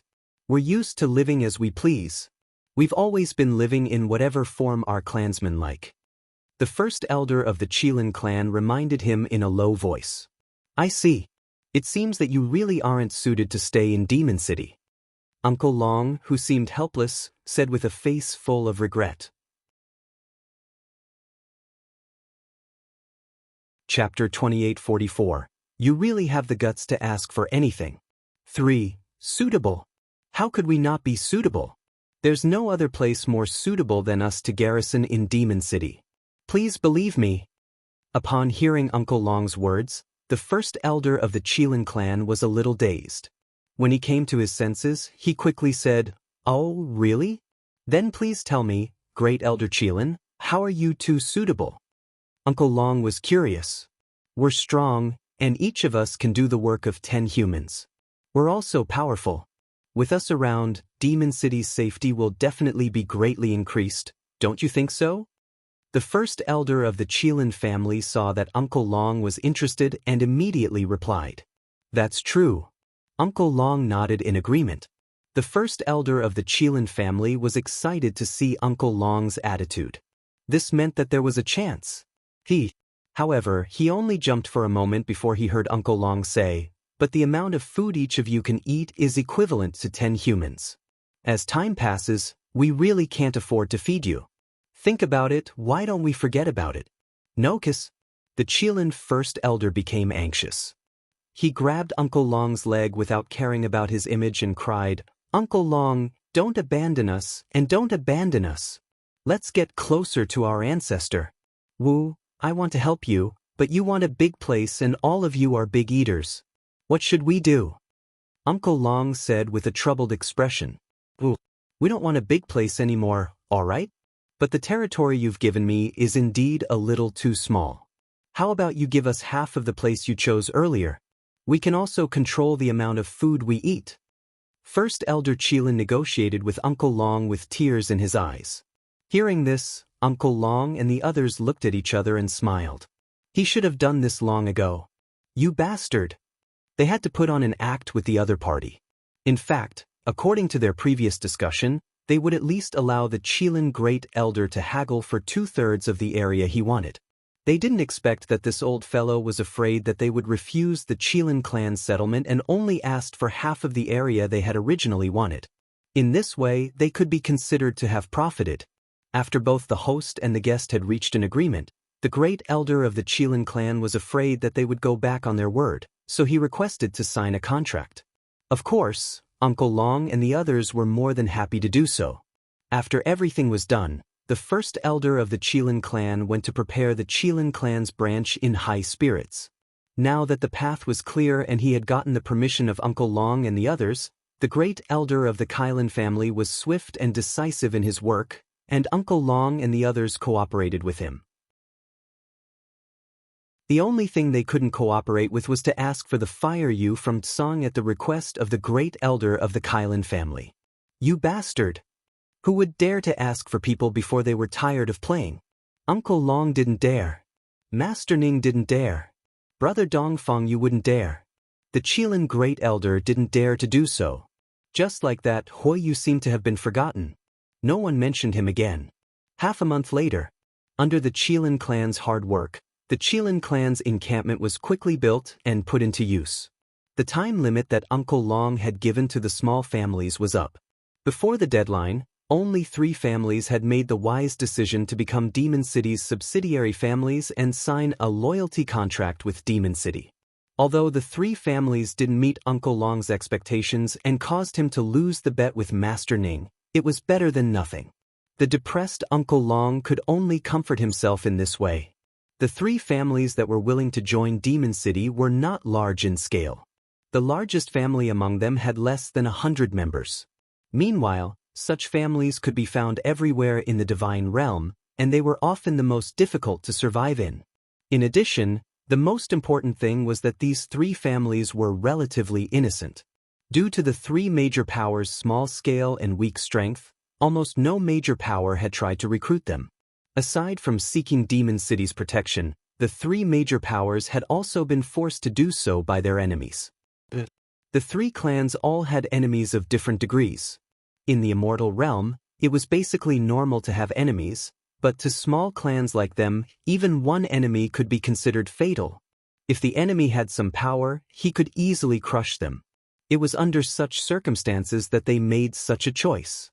Although their reasons for joining Demon City weren't simple, Uncle Dragon and the others could understand.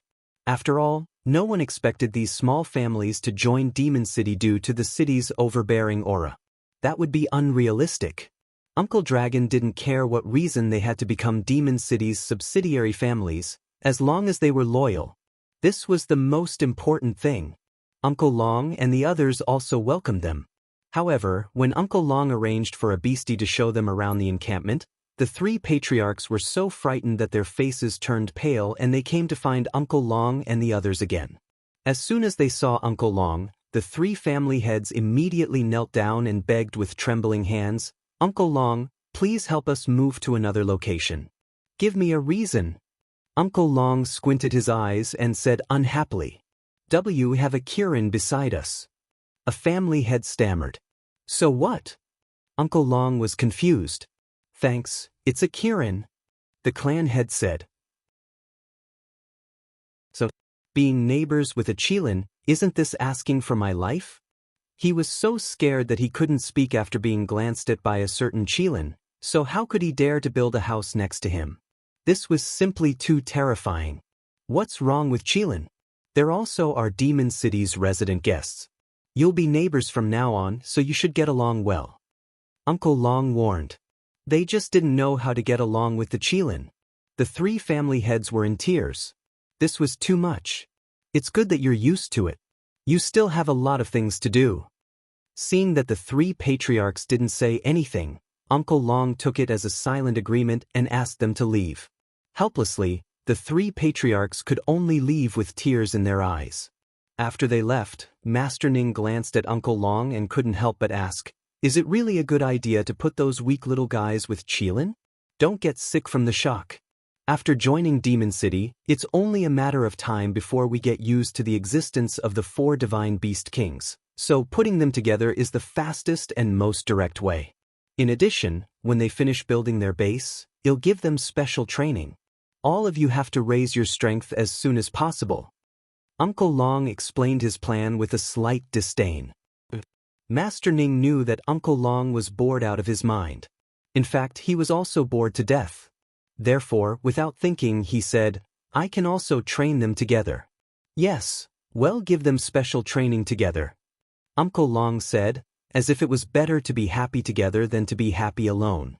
Just like that, the future of the three small families had been arranged by Uncle Long and Master Ning. After they had built the house with great difficulty and fear, they received the news from Uncle Long before they could wait for the heat. They were about to receive special training. The three families were rather curious, not knowing what kind of special training it would be. When the younger generation heard that there would be special training, they were even more excited. However, when they really came into contact with the so-called special training, the suffering of the three families had truly arrived. The special training was carried out in the Dream Dust space. Of course, the place was also provided by the Dream Dust space. Ever since the only resident in his space, the illusionary dust space, had left, it had been idle. As a result, Dream Dust, who was also extremely bored, decided to provide his own personal space after learning that Uncle Dragon was going to give special training to the new Demon City members.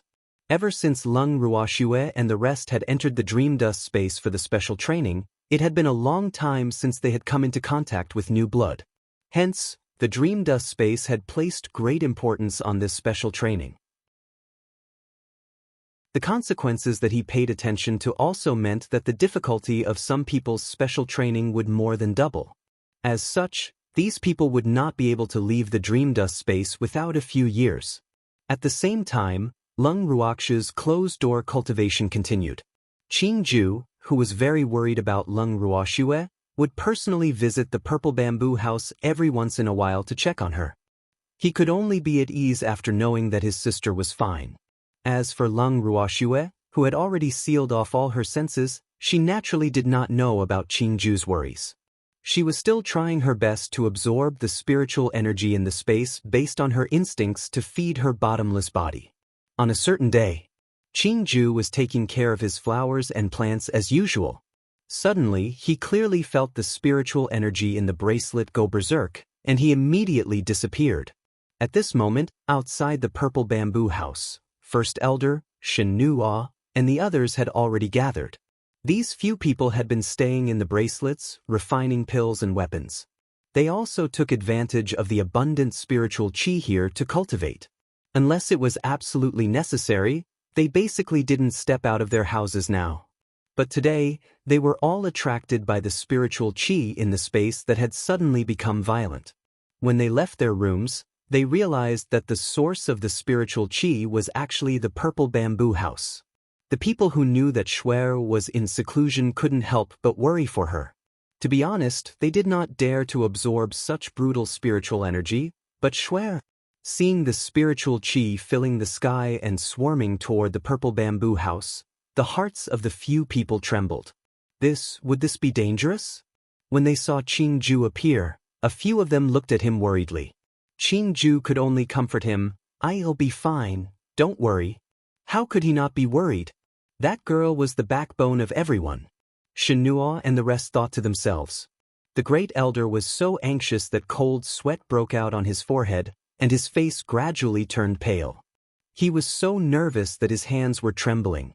Qing Ju did not know how to explain to them the strange phenomenon that his sister had caused. Could he say that this was child's play and that the more shocking things were yet to come? He didn't dare to say it. If he did, the First Elder who had always treated his sister like his own granddaughter would be the first to be provoked.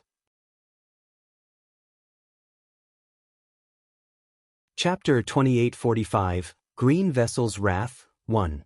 Therefore, Qing Ju did not dare to say anything and entered the Purple Bamboo House under everyone's expectant gazes. At this moment, Lung Ruoxue, who was in the Purple Bamboo House, was completely unaware of everything that was happening outside and the commotion she had caused. She was only relying on her instincts to absorb the spiritual energy from the outside world.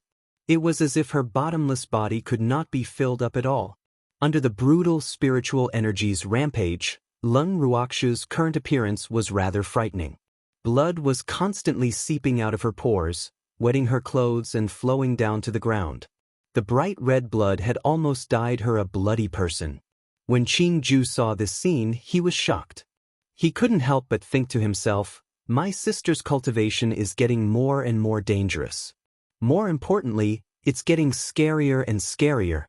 He could still clearly remember that the last time his sister cultivated, she was in a similar situation, but it was not as serious as now. More importantly, that devilish man was present at that time. If anything unusual happened to his sister, that devilish man could help at any time. But now, Qingju was a little worried. His sister's current condition was extremely bad. Moreover, this was only the first time the spiritual energy was being used. At this moment, Qingju felt helpless and angry at himself for not being able to help his sister. This fact made him anxious. Although he didn't want to admit it, he knew that at this moment, the person he needed the most was Song. Without hesitation, he contacted Song. In the main residence, Song, who had received the news, immediately went to find Uncle Long and threw a man in tattered clothes, who looked like a beggar, to the ground in front of Uncle Long. After that, Song disappeared without a word. Uncle Long looked at the direction where Song had disappeared and then at the unconscious man on the ground. It took him a long time to recognize that this man was Huoyu. After recognizing the other party as the Fire Yu, Uncle Long couldn't help but sigh. The Fire Yu had obviously suffered a lot in its current image.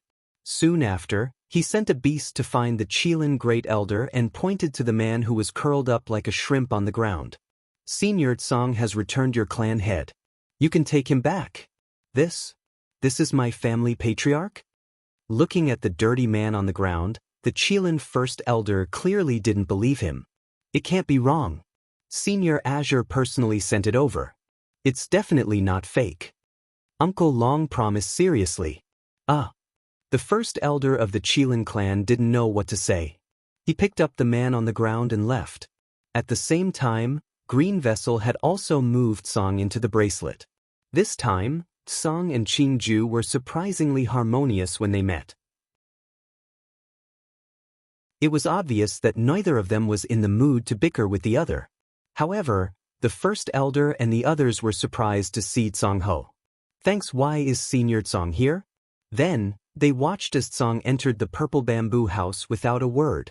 For some reason, when First Elder and the others saw this scene, the uneasiness in their hearts actually deepened a bit. Seeing this, Qingju could only use the excuse of not disturbing his sister's seclusion as an excuse to clear the area. After Tsong entered the purple bamboo house, he found a small corner to lie down and constantly observed Nyo's condition. From the looks of it, Nyo could still handle it on her own. The spiritual energy in her body was also slowly dispersing in an orderly manner, so it obviously didn't need to do anything at this time.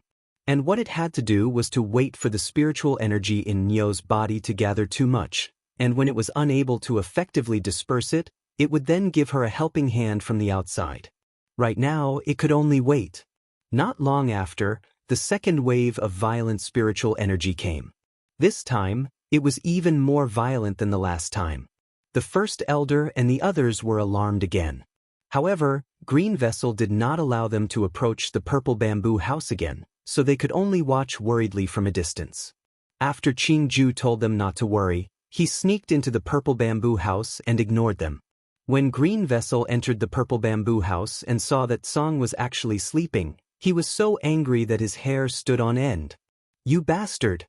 This damn cat is really too detestable. She let it in to help her sister, but it was sleeping on its own. And his most beloved sister was enduring the pain alone, enduring the torture of refining her body with spiritual energy. Green Vessel was filled with hatred. Green Vessel was so angry that he rushed forward without thinking and grabbed one of Azure's ears to wake it up.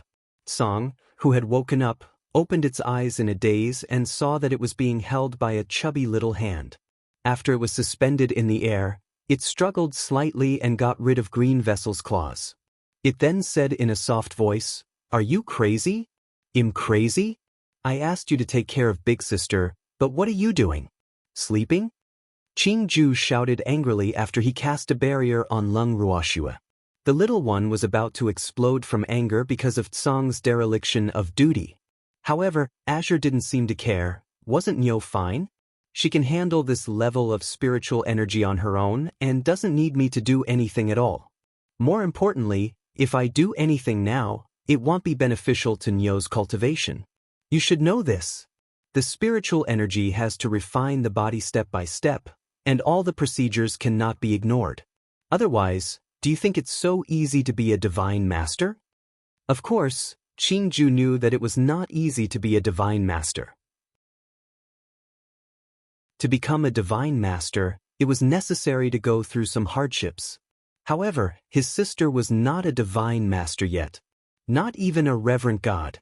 In addition, his sister's spiritual qi refinement was not an ordinary spiritual qi body refinement. Outsiders might not know the dangers, but he and Azure should know. But Song's carefree attitude really made Green Vessel unhappy. From a long time ago, the two of them had never gotten along. Now, Song's attitude made Green Vessel even more displeased. Thus, Green Vessel did not care why Song did not do anything. He continued to shout at the top of his voice, clenched his fists, and shouted angrily, "But you still can't sleep. You should open your cat eyes wide and look at this big sister. Is there a need for that?" Song didn't deny it, but he obviously didn't agree with Green Vessel's words. He explained, "I've been keeping an eye on Nyo. If there's really something wrong with her, it'll naturally take action, so you can be 120% at ease. You worry so much. No wonder you've always been like a child and can't grow up. You bastard. I didn't grow up because I was sealed, not because I have to worry too much." Originally, Song's first sentence had put Qingju at ease, but the latter sentence ignited Qingju's anger again. No matter what, it's a fact that you can't grow up. Little doll, calm down with me here, Nyo will be fine. Song teased Qingju with a smirk. After that, he even used his furry little paws to touch Qingju's white and tender face, enjoying Qingju's soft tofu. Qingju was furious, but he was helpless against Song's scoundrels. More importantly, he needed this fellow to look after Sister Gu, so he had to endure it. Chapter 2846, Green Vessel's Wrath, 2. I'll deal with you in the future. Qingju secretly sighed. Of course, the prerequisite was that this guy still dared to come to his territory in the future. However, Green Vessel did not trust Song anymore and stayed in the purple bamboo house with him. When Song saw him like this, he fell asleep even more peacefully. As for Green Vessel, he could only sulk alone. What a mistake! Miscalculated. Qingju realized that he had fallen for Song's trick. With him here, that guy was sleeping even more fearlessly. How hateful! However, if he was not here, he would not be at ease with his sister. Qingju was conflicted. But in the end, his concern for Lung Ruoxue prevailed, and Green Vessel could only let Song's evil plan succeed.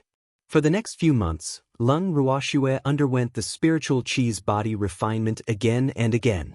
As her senses were shut off, Lung Ruoxue's own sense of pain was not too great. However, the body could not lie. All her pain had been fully expressed by her body. From head to toe, there was not an inch of her body that was still intact. Her entire body was covered in blood.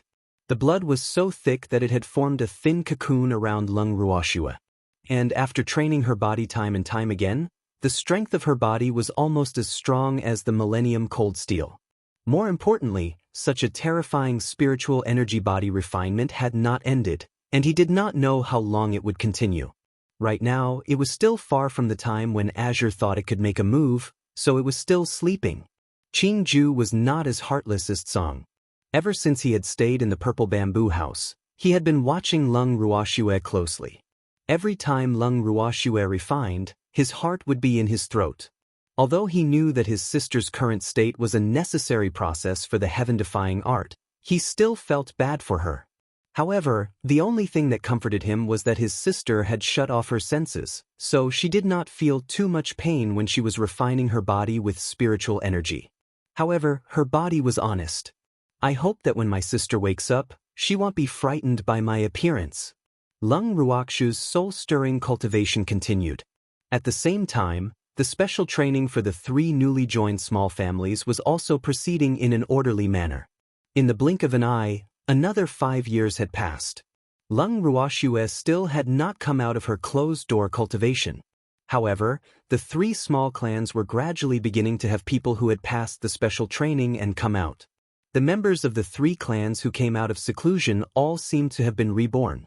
They were no longer the people who would tremble at the sight of the Qilin 5 years ago. Now, after the strict training of Uncle Long and the others, not only had their strength improved rapidly, but they had also become much more courageous. When the three family heads saw Qilin, they also dared to take the initiative to greet him, but they still didn't dare to be too close to him. However, this was already considered an improvement. After they came out of seclusion, Uncle Long immediately drove them out of Demon City and let them go to the God world to adventure and train by themselves. Even though they weren't mentally prepared to be driven away, their increased strength had also increased their confidence. Therefore, everyone who was driven out of Demon City was eager to do something big. After being influenced by Uncle Dragon and the others for a long time, they didn't have a good impression of Fog. That woman was no longer the high and mighty Master God in their hearts, but an enemy. If they were enemies, of course they had to be destroyed. Uncle Long and the others couldn't help but twitch their lips when they heard their bold words. Did they really train these people who had the nature of bandits? Thanks, Uncle Long felt as if the sky was going to fall. They had actually trained a group of weak little white rabbits into man-eating rabbits? After reminding them and watching the three families leave, Uncle Long still said to Master Ning and the others, "Is it really a good idea to let them out like this?" Why did he feel that those little guys were overconfident? They've just finished their special training, so they're in high spirits and full of confidence. As such, it's best to let them go out and gain some experience. That way, they'll be able to wear down their spirit and let them know that once they have strength, they'll have to keep a low profile. As people from Demon City, they should know how to play the pig to eat the tiger. Master Ning laughed evilly. We can't let those little guys grow into greenhouse flowers. More importantly, Demon City doesn't want trash. Thus, if they want to gain a firm foothold in Demon City, they have to prove their strength, and going out to train is the best option. Dongfeng Yu said, "Since you're all so assured, then I don't have to worry." Uncle Long nodded. There's no need to worry about them. I'm more worried about Shui. It's been 10 years, why hasn't that girl come out of seclusion? At this time, Master Ning started this sad topic again. As soon as he said that, the scene instantly fell silent. In the end, Uncle Long said, "I'm going into seclusion. How could he come out so quickly?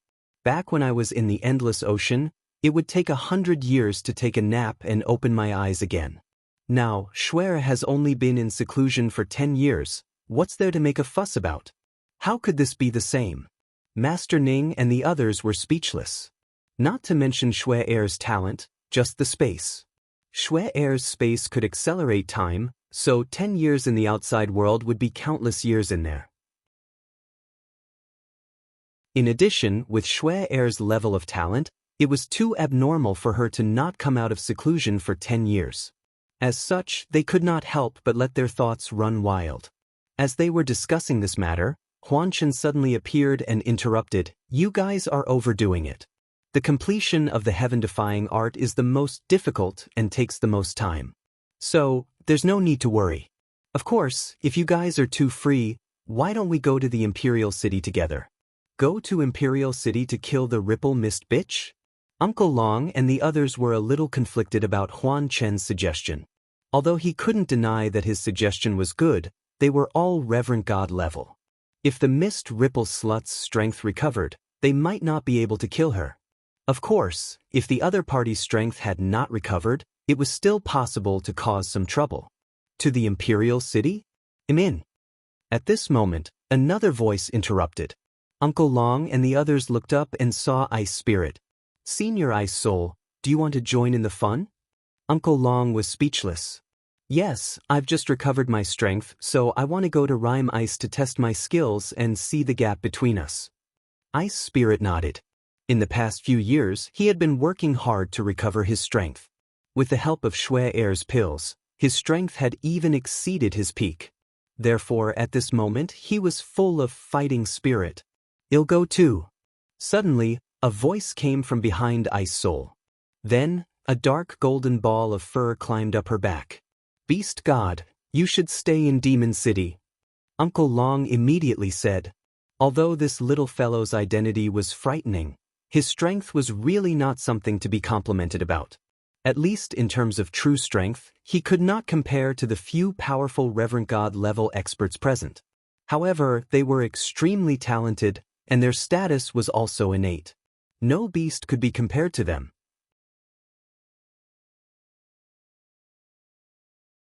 Chapter 2847, Green Vessel's Wrath, 3. In addition, although Bao Bao had recovered its memory and strength, it was still quite young. Therefore, as time passed, Uncle Long and the others could no longer treat it as the legendary beast god. When the baby heard this, he looked at Uncle Long with tears in his eyes and said, "Are you guys despising me? I can control beasts. I can definitely help." Baby! This wasn't a matter of controlling the beast. The key was whether there were any beasts around Fog for you to control. If not, what are you going to do? Everyone was silent. Seeing this, Bao Bao looked at Ice Soul and said, "Little Soul, I want to go." "We'll go. Let's all go together." Ice Spirit couldn't stand her baby's innocent eyes and surrendered immediately. This boss who had been reborn. In his heart, she was equivalent to an ice phoenix. He also felt as if he had a son, because the boss that he had lost and found with great difficulty had actually learned to act coquettishly. This really took Qilin's life. The baby was happy to see Ice Spirit compromise. Then, it pounced into Ice Spirit's arms and acted coquettishly, leaving Ice Spirit helpless. What else could Uncle Long say after Ice Spirit agreed? "Since you want to go to the Imperial City, who will stay behind this time?" Uncle Long asked another key question. "I definitely don't want to stay." Dongfang Yu immediately expressed his opinion. "You bastard!" He had been left behind several times, and this time, he was not willing to be left behind no matter what. "Why do we need to stay behind?" Huan Chen asked in confusion. "If we don't, what if the enemy attacks?" Uncle Long said matter-of-factly. "Isn't our only enemy the Ripple Mist bitch? And we're going to the Imperial City now," Huan Chen reminded. "Doesn't she still have a clone?" Uncle Long also reminded him. Huan Chen fell silent upon hearing this. In the end, the crowd discussed and raised their hands to vote. The unlucky Master Ning was left behind. The depressed Master Ning watched Uncle Long and the others leave, feeling sad. And Reverend God's speed was fast. The few of them took turns to teleport, and they arrived at the Imperial City in less than half a day. The guard at the entrance of the Imperial City had seen Bingpa before, so when he saw them, he immediately ran into the city as if he had seen a ghost. He kept shouting, "There's an enemy! There was an enemy! That Qilin is here again! Everyone be on your guard!" "Has Lung Ruoxue arrived yet?" someone in the city asked, and his voice could be heard. Everyone was silent and turned to look at Ice Spirit. Ice Spirit was embarrassed by their stares and explained, "It's not my fault. The little girl is too powerful. They're not afraid of me." But would anyone believe this? Ice Spirit shook his head and sighed. Then he and the others swaggered into the Imperial City. The guards didn't dare to stop them, let alone collect their fees. "You bastard!" He was almost scared to death. How could he still be in the mood to collect fees? He strode to the main gate of the Divine Master's estate. The two doors immediately opened and Xian Yi and the other two Reverend God-level cultivators walked out. When he saw Uncle Long and the others, Xian Yi asked with a helpless smile, "Why have you all come here?" After asking such nonsense, even Xian Yi despised himself a little. Was there a need to ask? These few people were probably here to cause trouble out of boredom. And wasn't this formation a little too frightening? 4 Reverend God-level experts and a white-robed man whose strength he couldn't even see through, what were they up to? One should know that the Divine Lord's estate only had 3 Reverend Gods, but the other party had sent 4 at once. This was definitely not a sign of friendship. Xian Yi was well aware of this, but he had no choice but to put on an act. The life of a spy was not easy. Nothing big, I'm just here to cause trouble. Uncle Long laughed evilly. After he had enough eye contact with Xuani, he said, "Your sister. This old whale actually dared to say that?" Hearing this, Xian Yi's mind was in a mess. Demon City was so arrogant now that they didn't need to be more subtle about causing trouble at the Divine Lord's estate? The answer now was obviously yes. As for the people from the Divine Lord's estate, they were all upset when they heard Uncle Long's arrogant words. Since when could the high and mighty Divine Master's estate allow others to cause trouble as they pleased? Thanks, is that Ripple Mist bitch here? Seeing that the other party was silent, Uncle Long continued to smile very lewdly. The God Lord isn't here. Ignoring the word bitch, Xian Yi said helplessly. It's good that he's not here. We can finally move freely. Uncle Long said, satisfied. The people in the God Lord's manor were depressed again. The Divine Master isn't here, so you can do whatever you want, right? In fact, Uncle Long and the others were happy to hear that the Ripple Mist bitch wasn't here, because this meant that she was still healing. However, it was not good news for Ice Spirit. The main reason he came to U City was to find that bitch, Wu Cheng. If he wasn't here, who would he call? Ice Spirit was obviously not interested in the 3 Reverend God-level cultivators. That was why he was sad. An ice-cold aura floated around them and gradually spread to the 3 of them. Feeling the sudden chill, Xian Yi and the other 2 looked at Ice Spirit helplessly. When Ice Spirit saw that she had attracted the attention of the 3, she said, I'll give you 2 choices. Either the 3 of you come at me together, or call out the Ripple Witch and let me fight her. Please choose the 3rd option. The 3 of them were in tears. This Qilin former clan leader was clearly a battle maniac, and he even wanted the 3 of them to attack together. To be honest, there were not many reverent gods in the divine realm who were willing to fight with the Ice Spirit, because that would be a completely one-sided beating. But now, the other party had their eyes on the 3 of them. What could they do? The 3 of them looked at each other and communicated with their eyes. Then, they turned to the guards beside them and said, Go and inform the God Lord that Senior Ice Soul has arrived. As the saying goes, better a fellow Taoist than a poor one. The current situation was clearly already out of their control.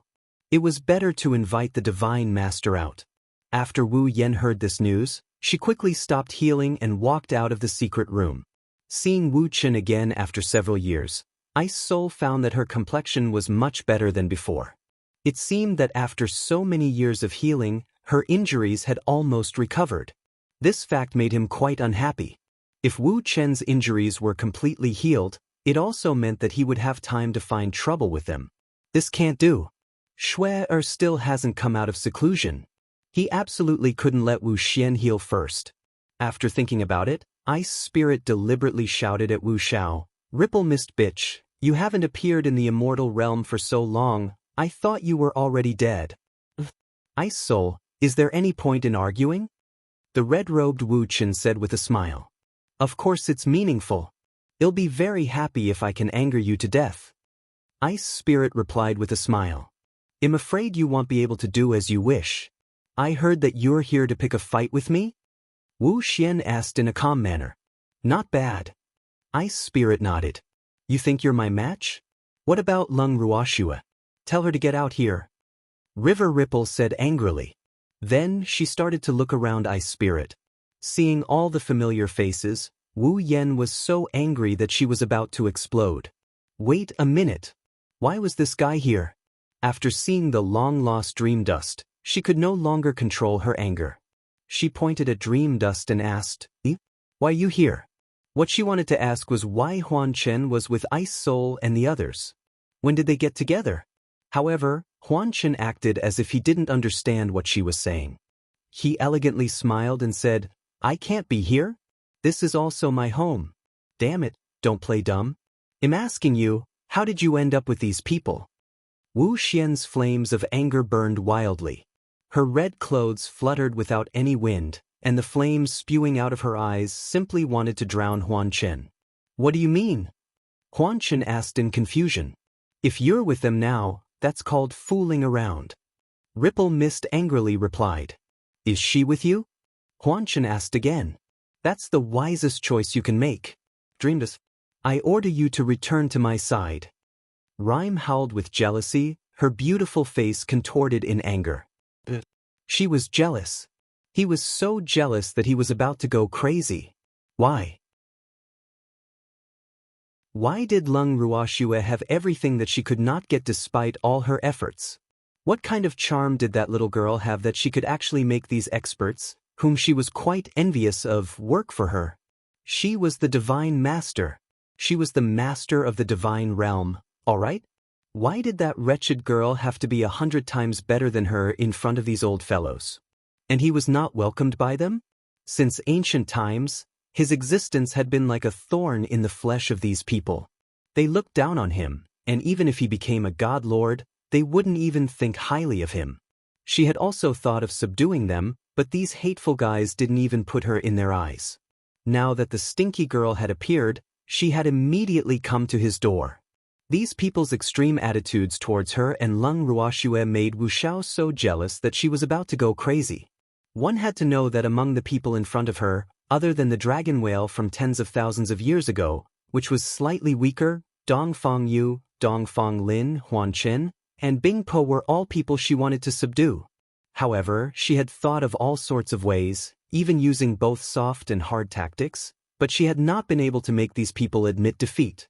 Now, these people were all standing on the opposite side of her and had become her enemies. How could this not make her vexed and angry? If he had known this would happen, he would have killed them all.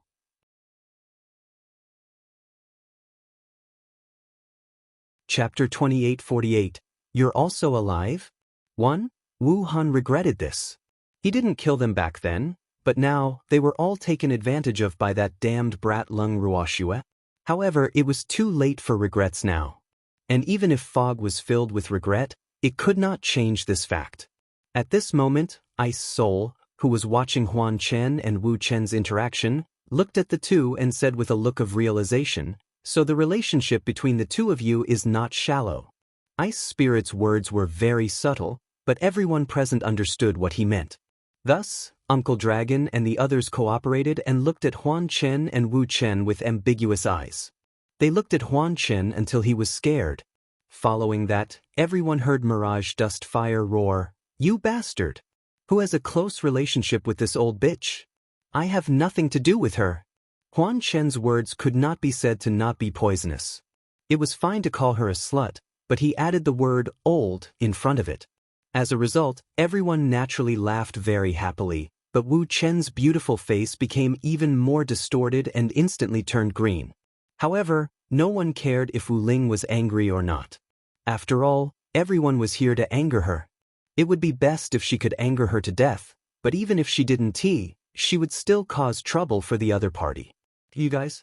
I won't let you guys off." Seeing that Uncle Long and the others were laughing wildly, Wu Xiao, who was so angry from embarrassment, was almost speechless. After a long time, she finally managed to say something. Hearing her words, everyone laughed even more heartily. "Ripple, you bitch," Uncle Long said with a smile. "Even if you let us go, we don't intend to let you go." "That's right." Ice Spirit liked it. Seeing Ice Spirit speak again, Wu Ling suddenly laughed and said, "Ice Spirit, I know you hate me for throwing your son away, but it's been so long. Even if you hate me to the core, I'm afraid your short-lived son won't be back." The mist ripple red fruit drew hatred, but Ice Spirit wasn't angry at all. She calmly replied, "Wu Chen, I always thought that you were very smart. Only today do I know that you're also an idiot. You can't be thinking that I'll be angry if you provoke me like this, right? I'm really sorry, I'm afraid I'll have to disappoint you. Besides, I want to kill you not just to avenge my son. You should understand this, right? You bastard! Who are you calling a short-lived ghost? You're the short-lived one, your whole family is short-lived." As soon as Bing Pa finished speaking, Bing Yao came out from behind her father and cursed, leaving no chance for Wu Chan to provoke her. Hearing her son's voice, Bing Pa patted Bing Jie's head to comfort her. When she suddenly saw a small Kylin, of course, she was surprised. When she heard the small Kylin scold her, she was also a little angry. However, when she saw that the small Kylin looked very similar to Ice Spirit, she had a bad feeling. Could it be? No, that's impossible. Back then, when she had abandoned that little Qilin, she had clearly cut off the little Qilin's life force, so it was absolutely impossible for that little Qilin to be alive. With this thought in mind, Wu Han had a clear idea of what was going on. She looked at the small ice-blue Qilin, which was glaring at her, with a sympathetic expression and incited, "Little guy, it doesn't feel good to be someone else's substitute, does it? I really do pity you. Although you're an ice Qilin, you don't have the bloodline of an ice spirit. If he finds his son one day, what will you do? You will be abandoned by the ice spirit." Thanks. When Wu Ling said this, her expression of sympathy for Bing Yao grew more and more solemn. Bing Yao was baffled, while Uncle Long and the others could not help but feel their foreheads fill with black lines. This woman's IQ was really worrying. How can you sow discord like this? You're not even sure if they're father and son. If not, wouldn't you be making a huge mistake by saying that? Father, what is this old slut saying? After thinking for a while, Bing Yao didn't understand what Wu Han meant, so she had to ask her father for help. She's farting, Ice Spirit said in disdain. In his heart, he couldn't help but think, was his relationship with Bing Yao something that others could just provoke? It was truly laughable. However, Wu Yen didn't think so. She felt that the Ice Spirit didn't dare to answer the little Kylan's question directly. There must be something wrong with their relationship. Therefore, she wasn't angry at all after hearing Ice Spirit's words. Instead, she put on a kind expression as if she didn't want to scare a child. Little Qilin, this old Qilin lost his son tens of thousands of years ago. Naturally, he's treating you as a substitute for his son. When he finds his son, you'll be abandoned by him. Bullshit. I'm not a substitute, I'm the little Qilin that you threw away tens of thousands of years ago. As soon as Ripple Mist finished explaining, Bing Yao angrily said, "You're his son? Don't joke around, how is that possible? Little Kylan, Ice Spirit is lying to you. His son is long dead." Wu Wan didn't believe Bing Yao's words at all and continued to provoke her. At this moment, Ice Spirit smiled helplessly and asked, "Do you mean that I'll mistake my son for someone else? Don't you know that Beastie has a natural reaction to its own bloodline?" Ripple of Fog was stunned by Ice Spirit's confidence. She smiled confidently and said, "It can't be your son. When I threw your son into the lower world, I had already killed him. How can this little Qilin be it? His life force was cut off." These words echoed in Ice Soul's mind. In an instant, Ice Soul was furious. His son's life force had actually been cut off. This was a fact that he only found out today. He had always thought that his son's slow growth was due to him not being nurtured by the Qilin race. However, it seemed like it was not just because of that. It seemed that the main reason why his son had been unable to reach adulthood was that his life force had been cut off. Ice Spirit couldn't just let it go after knowing what happened. She asked again, "Did you really end my son's life back then?" "Of course, how could it be wrong to make it myself? Therefore, you should stop deceiving this little Qilin. It's absolutely impossible for it to be your son." Wu Xiao laughed complacently. She felt a sense of accomplishment for being able to stimulate the Ice Spirit. "Father, am I really not your son?" Bing Yao asked helplessly. He finally understood what the bitch was saying. When she threw it at him, she had cut off his way out. If it was really the son of Ice Spirit, it shouldn't be alive. But it was clearly alive, so who was it? In an instant, Bing Yao was a little confused. Even though it felt close to the Ice Spirit, it could not be sure if it was the Ice Spirit's son. It was in a dilemma. Bing Pio's heart ached when he saw Bing Yao's reaction. He took Bing Yao into his arms and said, "Of course you're father's son. Don't tell me you doubt that father can't recognize his own son? Bing Yao, you're still young. When you've grown up, you'll be able to clearly sense the bloodline connection between us."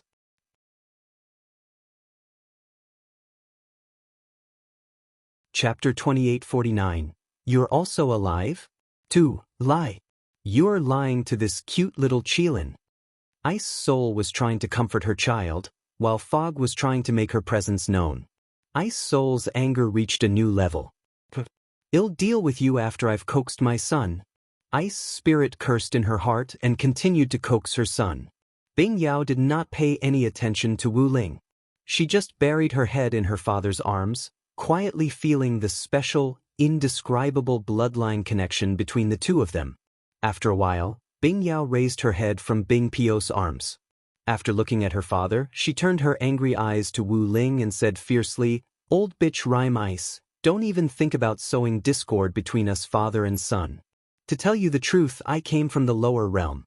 I'm the little Qilin that you threw into the lower realm back then." When Bing Yao said these words, he felt some regret in his heart. How could it be affected by this old bitch and let its thoughts run wild? If the ice spirit wasn't its father, would it be so good to it? Would it listen to it? Would he have no principles and play along with it? Thinking of this, Bing Yao's heart felt warm, and Wu Ling's words no longer affected it. However, after hearing Bing Yao's words, Ripple Mist was clearly quite surprised and disbelieving. This is impossible. It was impossible for that little Qilin to be alive. Moreover, you said that you came from the lower realm, huh? Do you think he'll believe you? With your strength, are you able to come up to the divine realm? Why can't I come up? Even if I can't come up, someone will bring me up. Seeing that Wu Jie was talking about his strength, Bing Yao was even more confident. That's right. With its strength, it was almost impossible in the divine realm. But even if it does come up, what can you do to me? Bing Yao laughed evilly as he thought. Who brought you up here? Upon hearing this, Wu Yen immediately asked. Little Xue brought me up here. Bing Yao told him honestly. Who is little Xue? Wu Xian didn't react for a moment. Little Xue is the little Xue you hate so much. Bing Yao said in a tongue-twister-like manner. Little Xue? Could it be Lung Ruoxue? Wu Jing thought for a while before coming to a realization. But then her anger rose instantly. That damned Lung Ruoxue. It's fine that I'm going against her, but now I've even kidnapped a Qilin. Wait a minute. Could the words of this little Qilin be trusted? The suspicious Wu Ling didn't really believe Bing Yao's words. After thinking, she said, Do you think he'll believe you? Back then, that little Qilin simply couldn't have survived, so don't lie to me. Wu Xiao would never believe it. Bing Yao heard the other's words and felt helpless. Why did no one believe him when he told the truth? Did he have to force it to lie?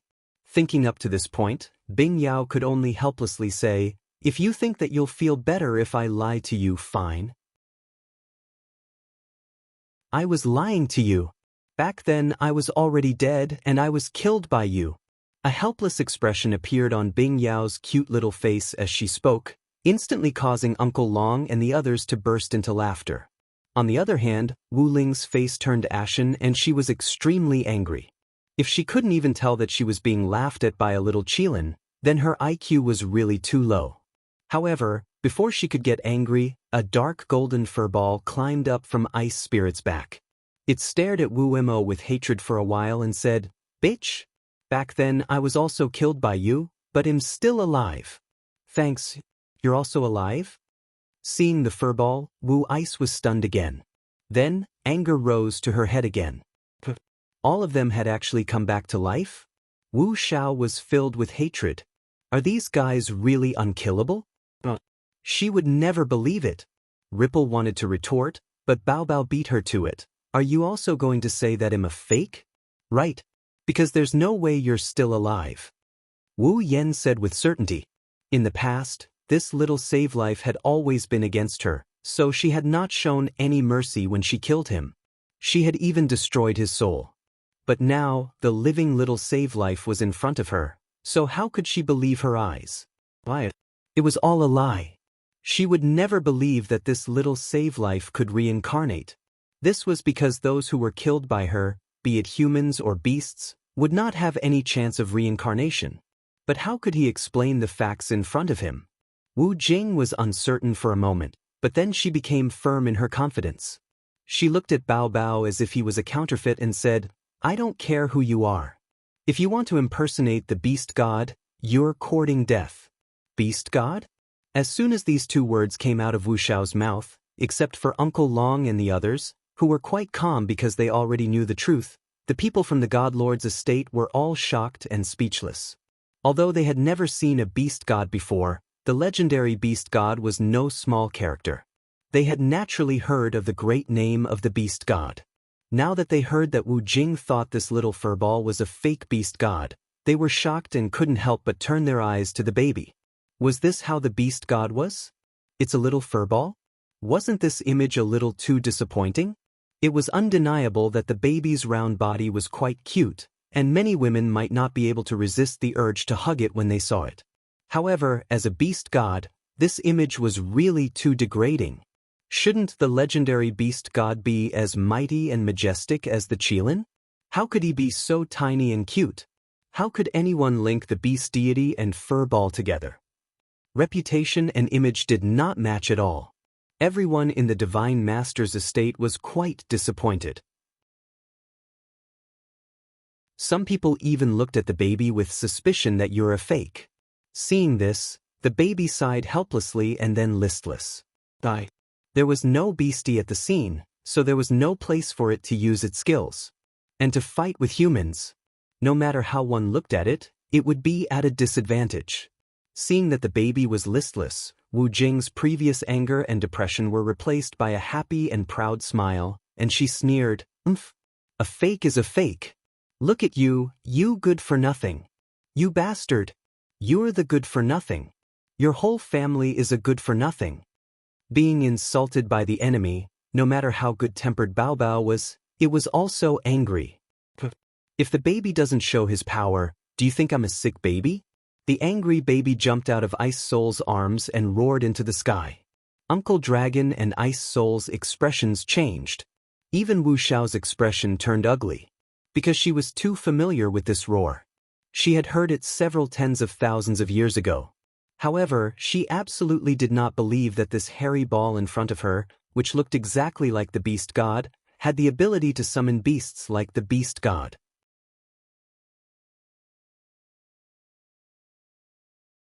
Chapter 2850, You're Also Alive?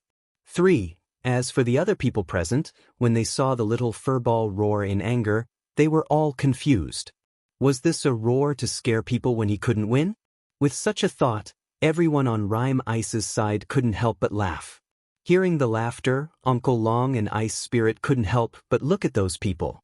At the same time, they were worried that they might not have the chance to attack again today. The beast god's wrath was unstoppable.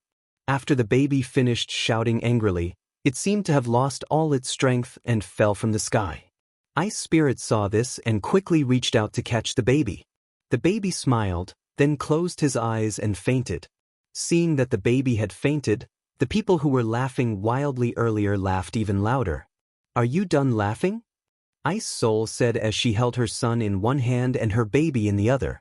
They were really a bunch of dogs who didn't know death. "You guys will suffer later." Ice Spirit didn't pity them at all, because they asked for it. However, his words didn't stop the other party's laughter.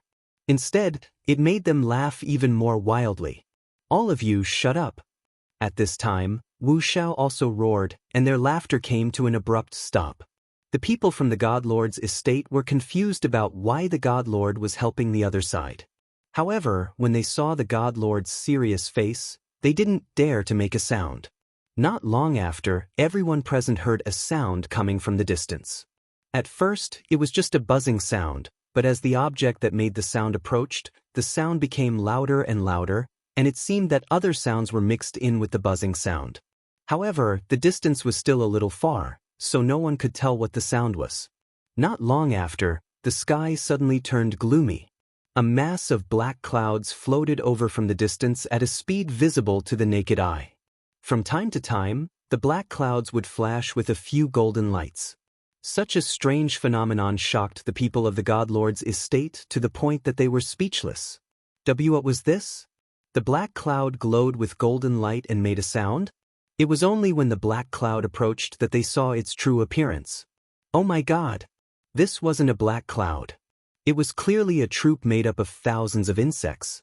In this group, there were bees, flies, mosquitoes, and so on. The insects that everyone was familiar with were still considered ordinary. There were even more that no one present knew. The smallest of these bugs was the size of an adult's fist. The biggest one was almost as big as a millstone. And there was more than one of such a big bug. Obviously, the biggest bug was the leader of this team. As they floated in the sky above the Divine Lord's estate, the strange phenomenon they caused attracted the interest of many people living in the imperial city. However, when they saw that the incident happened behind the Divine Lord's estate, most of them did not dare to touch the head of the Divine Lord's estate even if they wanted to watch the fun. However, a person's curiosity was truly endless. There were also some extraordinarily bold people who thought that no one knew about them, hiding in some corner and broadcasting the scene here. At the same time, the people of the God Lord's estate were also guessing what these bugs were doing here. A group walk? This definitely wasn't he. Then what were they doing here? And he even put out such a huge momentum. Was he trying to scare someone to death? Although the strength of the Zergs in front of him was not very high, there were so many of them. When they saw that the sky was densely packed with enemies, the people of the God Lord's estate felt their scalps tingle. At this moment, the leading bee with a golden body said, "Who is bullying our beast god? You bastard! You really don't want to live anymore. Bullying the beast deity?" Hearing the big bee's words, the people of the Divine Master's estate finally reacted. When they said they were bullying the beast god, were they referring to bullying that little fluff ball? Could it be that the little fur ball was really a beast deity? But didn't the Divine Master say that the other party was a fake? Who should they listen to? The people of the God Lord's estate were at a loss. They couldn't help but look at their boss. Wu Jing was very calm and said with a smile, "Are you sure it's a beast god? Don't be fooled by a liar. You bastard! You're the liar. Your whole family is a big liar." The golden bee immediately cursed when it heard that someone dared to slander its boss. It didn't care if the person was a master god or not. Thanks, this big bee was quite talented at scolding people. After scolding for a few minutes, it actually did not repeat the same thing. The faces of the people from the Divine Master's estate turned black. You bastard! Who would feel good after being scolded by a bug? As a result of the discomfort, someone took the lead and shouted at the golden bee, "Even if that little fur ball is a beast god, what does it have to do with you insects? Are you all beasts?" As soon as he said that, the people from the God Lord's mansion burst into thunderous laughter. "They're not beasts, so we're finally—" Suddenly, a slightly aged voice interrupted. Everyone looked up at the same time, only to find that they had been surrounded by snakes. The one who spoke was the most senior snake among the snakes. Countless other venomous snakes stuck out their long tongues and glared at them.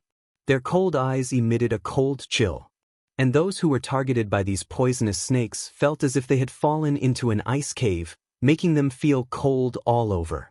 They couldn't help but shiver, but no one dared to say anything against these poisonous snakes. More importantly, these snakes were very colorful, and they couldn't even name many of them. Or it could be said that these venomous snakes weren't from the snake clan that often moved around in the divine realm and were known to people. I really didn't expect that the fake little reserved life could actually command you. Seeing these venomous snakes, Wu Ling couldn't describe the feeling in her heart. This was because she knew all of these venomous snakes and had fought with them in the past. However, after she killed the beast god, these venomous snakes immediately disappeared from the divine realm. Moreover, in front of these venomous snakes, she still called the baby fake little Baixing. Hearing this, the old viper who had spoken earlier grinned and said, "You're the little reserved life. You're the fake one. You ungrateful bastard. You." Wu Yen was so angry that her anger rose again, but that old poisonous snake didn't care at all. He shouted to his disciples and grand-disciples, "Children, bite these traitors of the God Lord's estate to death. Especially this bitch in red. Everyone bite as much as you can. After you're done, remember to quickly escape. Don't get caught by her." The old venomous snake's pre-battle encouragement immediately made all the snake children and descendants excited. However, when Uncle Long and the others heard this encouragement, they didn't know whether to be speechless or to praise this old venomous snake's wise move. Running after biting was definitely a great suggestion. Furthermore, he would definitely anger the enemy to death. Sure enough, when Uncle Long and the others turned their eyes to the mist ripple bitch, her face turned red, green, and black, almost like a palette. In the next moment, A commotion broke out in front of the Divine Master's estate. After the encouragement from the old viper, countless vipers rushed towards their previously selected targets without any delay. Instantly, the scene turned into a mess. Screams and the sound of footsteps rose one after another, lingering in the ears. Uncle Long and the others took a big step back to watch the show. For a time, everyone in the Godlord's estate suffered a collective disaster. Even the three reverend gods were not spared. Especially Xian Yi, he felt so aggrieved. He was clearly a spy. However, these venomous snakes did not distinguish between friend and foe and even bit him. However, she had no choice but to bite him. He would be exposed. With this thought in mind, Xian Yi had no choice but to close his eyes and pass out the moment he was bitten by a poisonous snake.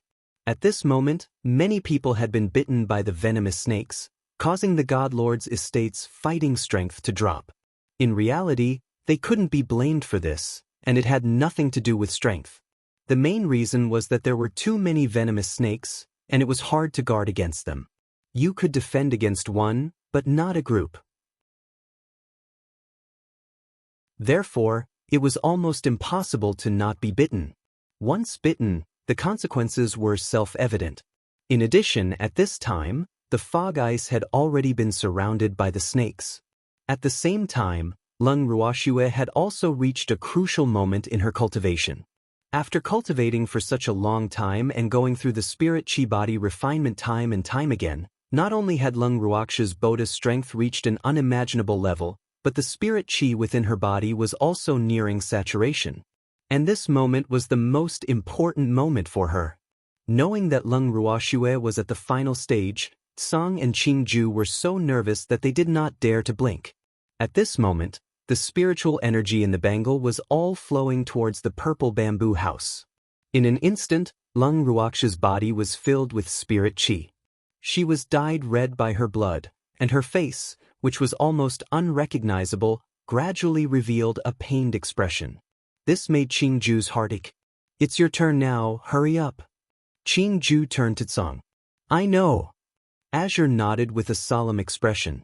At present, the spiritual energy in Nyo's body was so dense that it had almost solidified, so she really needed someone to help her with external help.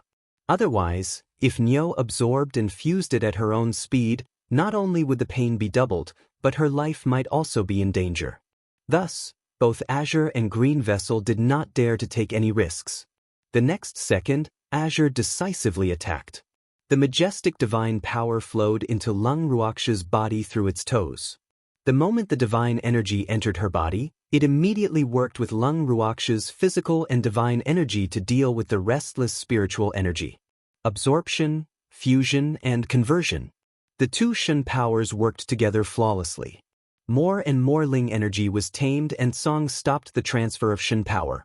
After a long time, Leng Ruoxue, who had finally finished absorbing and converting all the spiritual energy in her body, opened her beautiful eyes that were as bright as autumn water.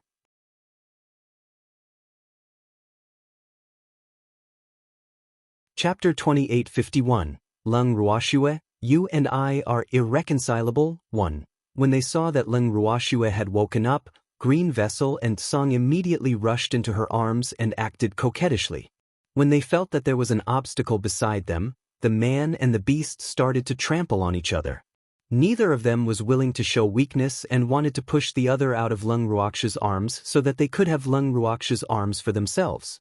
Leng Ruoxue saw the two little fellows squirming around in her arms and could only helplessly hug the two of them together. She sighed and said, "All right, you two, stop messing around. Be good." AI. Both the palm and the back of her hand were meat. Her heart ached for anyone. More importantly, she had not seen familiar people for a long time. After seeing the two little fellows, she felt particularly close. It was great to see them the moment he opened his eyes. After Leng Ruoxue finished speaking, Green Vessel and Azure immediately quieted down. However, they were still staring at each other restlessly. Fortunately, they did not touch each other. Seeing this, Leng Ruoxue could only lie to herself and be satisfied. Then the three of them started chatting. Of course, it was mostly Leng Ruoxue who was asking them about the situation. When she found out that she had been in closed-door cultivation for 10 years, Lung Ruoxue was stunned. It had actually been that long? Oh my God! Wouldn't Godfather and the others be worried to death? At the thought of this, Lung Ruoxue stood up anxiously, wanting to leave the purple bamboo house. Sister, wait. Just as Lung Ruoxue took a step forward, Qingju immediately reacted and stopped her. What? Lung Ruoxue looked at baby Su in confusion and said, Qingju, it's taking too long. I'm afraid that Godfather and the others will be anxious. Sister, even if you're afraid that they'll be anxious, you should at least take a bath and change your clothes. If you go out like this, you'll definitely scare them. Qingju could not help but remind her. Hearing Qingju's words, Lung Ruoxue looked at her own clothes suspiciously. With one look, she was shocked. This dirty person is her? At this moment, the blood on Lung Ruoxue's clothes had already congealed into dark red blood clots that covered her entire body. The skin on her hands and arms that were exposed had wrinkled, as if a layer of calluses had covered them. And this was only the part that she could see. She believed that the parts that she couldn't see weren't any better. He really couldn't show his face to anyone in this ghostly appearance. After placing the two little fellows down, Lung Ruoxue turned around to wash up. After a short while, Lung Ruoxue, who was refreshed and had changed into a set of clean clothes, walked out again. All right, you can go out now. Lung Ruoxue smiled. After leaving the purple bamboo house, Lung Ruoxue immediately saw the first elder and the others who were prohibited from approaching the purple bamboo house by green vessel. She quickly walked over. After exchanging some pleasantries with them, the great elder asked curiously, Schwer, are you able to advance to Reverend God level? I can't do it now. Although I have enough divine power, I'm still lacking in other aspects. However, I definitely have the strength of a Reverend God now. Lung Ruoxue said after a moment of gloominess. Arg, after cultivating for so long, you still can't make a breakthrough? The first elder felt a little regretful, but any cultivation was extremely dangerous, so he was still very happy to see Schwer come out unscathed. Yes, my heaven-defying art not only requires a large amount of divine power, but also alchemy, weapon forging, and other aspects. I have enough divine power now, and I only lack other aspects. So, I just need to specialize in other aspects in the future. Lung Ruoxue explained. Thanks. In addition, the most difficult part of the heaven-defying art was the divine power, which required a huge amount of energy. Now that she had solved the most difficult one, she didn't need to go into seclusion for the rest as long as she had the materials. Therefore, she could go back to her previous self, deal with things while refining pills and weapons. However, this time, she would focus her energy on alchemy, weapon refining, and other aspects. Since that's the case, we'll do our best to supervise you in the future and try to help you advance as soon as possible. Hearing Lung Ruoxue's words, First Elder laughed and joked. In fact, this little girl didn't need anyone to supervise her. When she was serious, they couldn't catch up with her even if they worked together. All right. Lung Ruoxue smiled and nodded.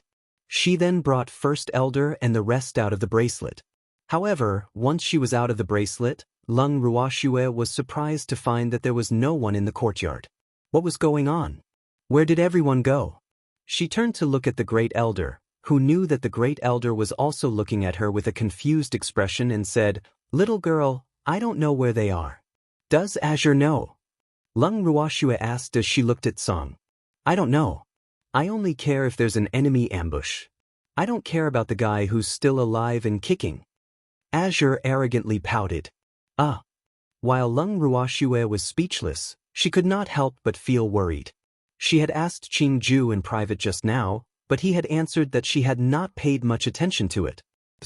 In the end, Lung Ruoxue and the rest finally found Master Ning's figure in a corner of an empty garden. The master of the Ning family, who was discovered by them, was holding a jar of wine in his hands, and his little face was red from drinking. His eyes were blurred, and he seemed to not see them when he saw them. A bunch of heartless things. They actually left me alone and ran out to play. Hearing this, Leng Ruoxue and the others exchanged glances and understood. So Uncle Long and the others went out to play in a group. No wonder he didn't see anyone. But where did they go? Leng Ruoxue wanted to know where Uncle Long and the others were. After helping her drunk godfather up, she asked patiently, "Godfather, where did Uncle Long and the others go?" "Godfather? Who are you calling?" "I'm not godfather, I'm Master Ning. Moreover, I only have one goddaughter. For you." Master Ning's eyes widened as he studied Leng Ruoxue for a long time before he asked. He was so drunk that he couldn't even recognize her. First Elder and the others were speechless. However, Leng Ruoxue still patiently said, "I'm your goddaughter." "Liar! My goddaughter isn't like you." Master Ning didn't believe him. "What does your goddaughter look like?" Hearing the old man's words, First Elder could not help but ask. "My goddaughter is very pretty, not as ugly as you. So you can't lie to me." Master Ning pointed at the Great Elder with a look of disdain. Obviously, he had taken the Great Elder as his goddaughter who was about to acknowledge her father. "Your sister. You're the ugly one. Your whole family is ugly." Hearing Master Ning's words, the First Elder was so angry that he immediately roared. Then he grabbed Master Ning's collar and said fiercely, "Old thing, look carefully. I'm not your goddaughter." With a pft, when Shen Nuo and the others heard this, they could no longer hold back their laughter.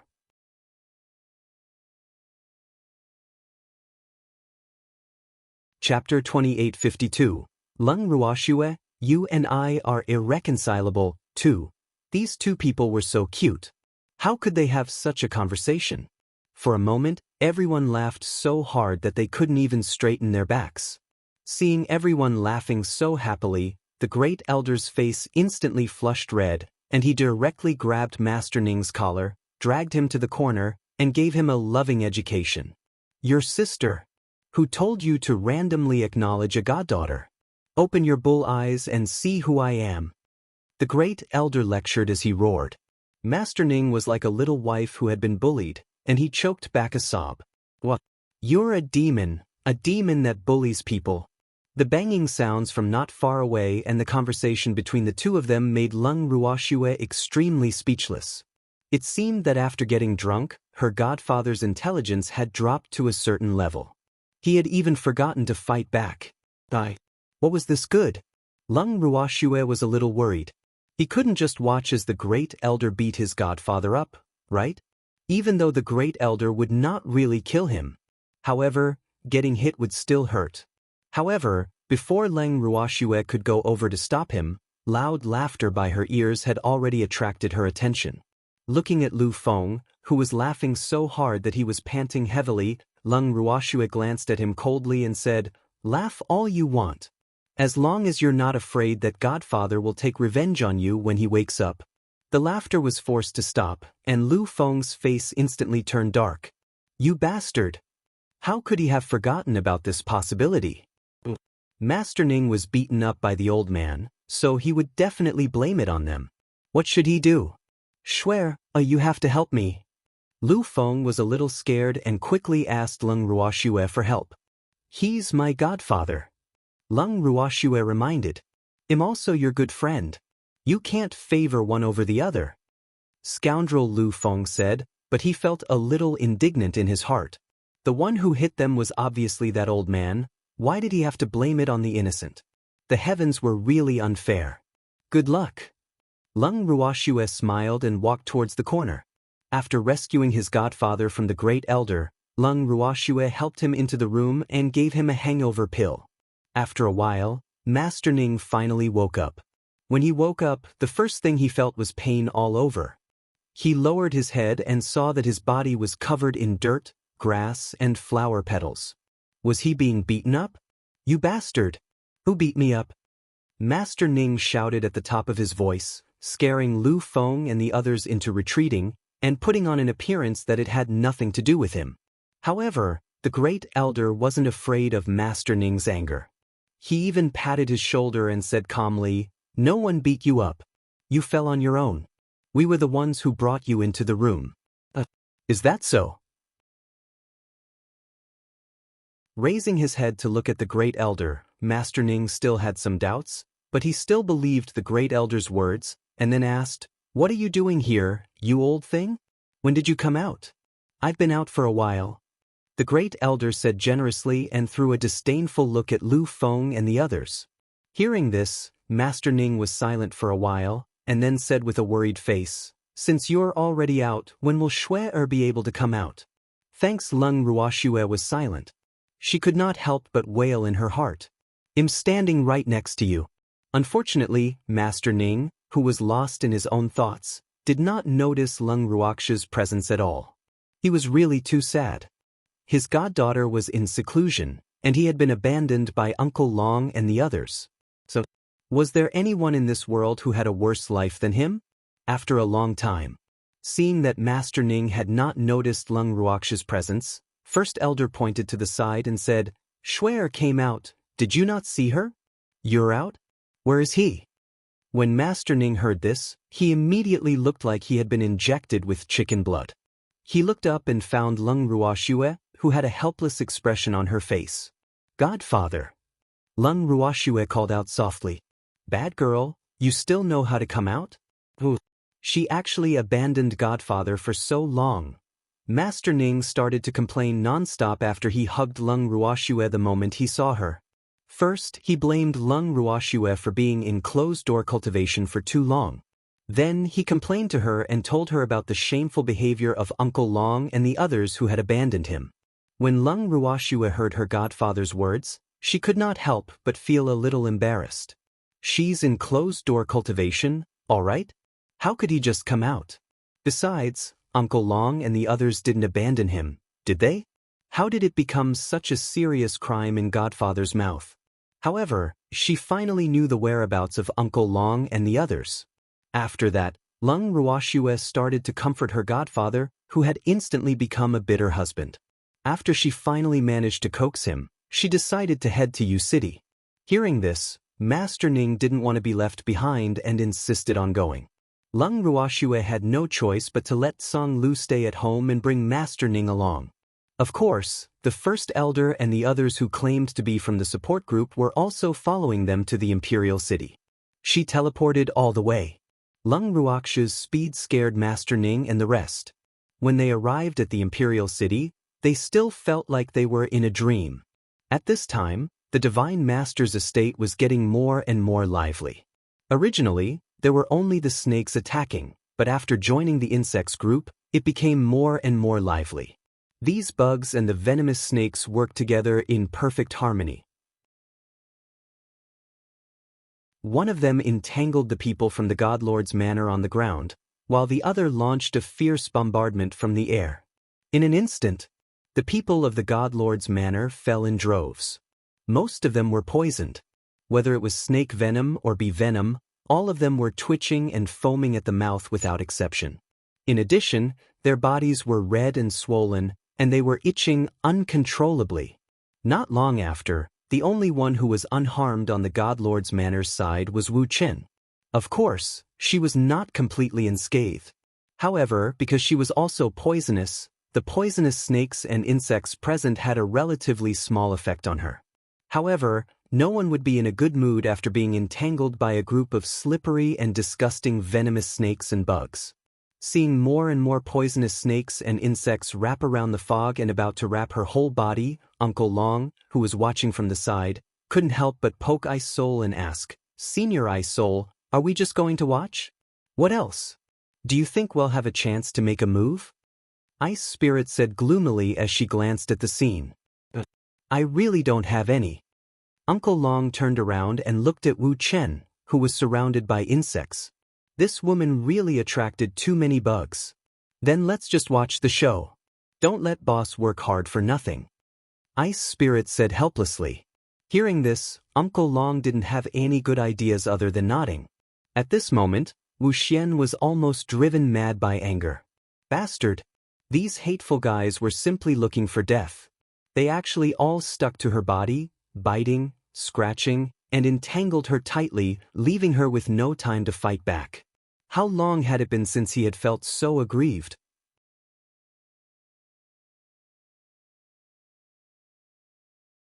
Chapter 2853, Lung Ruoxue, You and I Are Irreconcilable. 3. The mist was furious. The hatred in his heart towards Lung Ruoxue was like a torrential river, unending. She, who was at her wits' end with the bugs, couldn't help but roar, Lung Ruoxue, you stinky brat. I won't let you off. Ripple Mist, you bitch. It's not like our Shui is the one commanding these snakes and bugs. Why are you scolding her? This is where you're wrong. Even if you're helpless, you can't implicate the innocent, right? Uncle Long replied with a smile when he heard the angry words of the mist ripple. At the same time, he was also sighing in his heart. Since he didn't have the chance to fight against Fog, he could only attack this bitch with words. And Uncle Long's strategy was indeed successful. Wu Xian was so angry at Uncle Long's words that she wanted to cut him into pieces, but she was tightly entangled by the poisonous snakes and insects and couldn't do anything at all. How detestable! How detestable! These people, these animals all deserve to die. The anger in Ripple's heart surged, and she continued to roar, nothing to do with her? She was innocent? Isn't that little beast her beast? She was the most innocent one, okay? Little bastard, who are you talking about? Suddenly, a chuckling voice interrupted. As soon as Wu Jing heard this, she immediately roared out reflexively, I'm talking about you, you little bastard. After shouting, she realized that something was wrong. Was she scolding him? For a moment, Wu Han was so angry that her IQ was frighteningly low, and she couldn't quite get over it. However, the cheerful laughter continued to enter her ears. Instantly, she was even more furious. Why did this voice sound so familiar? Through the gap left behind by the insect, Wu Xian saw Lung Ruoxue leading a group of people and walking towards her. As expected, it was that stinky girl. Wu Xian's aggro had a target now. Among these people, Lung Ruoxue was undoubtedly the most prominent and the most eye-catching. At this moment, Uncle Long and the others also saw Lung Ruoxue. They were pleasantly surprised and excitedly went forward. Everyone started to exchange pleasantries in front of Wu Xian. When she heard the crowd's words of concern for Lung Ruoxue, Ripple Mist was about to explode from anger. He was really looking for death. At this time, the other party was actually making small talk. He really didn't take her seriously. The furious Fog Phoenix tried her best to find a chance. In an instant, a thin vine flew towards Lung Ruoxue. Even though Lung Ruoxue was chatting with Uncle Long and the others, she had been secretly observing Fog Ripple from the corner of her eyes. Thus, she had noticed it the moment Fog Ripple moved. When the vine was within reach, Lung Ruoxue reached out with her bare hands and pulled the vine into her grasp. The vine struggled violently in an attempt to escape from Lung Ruoxue's control. However, Lung Ruoxue was tugging on it so tightly that Wu Chen could not get rid of her. Seeing this, Wu Chen became anxious.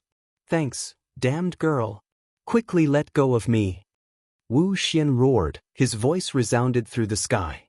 Let go of you so that you can continue to attack me? Are you the idiot here, or am I the idiot here?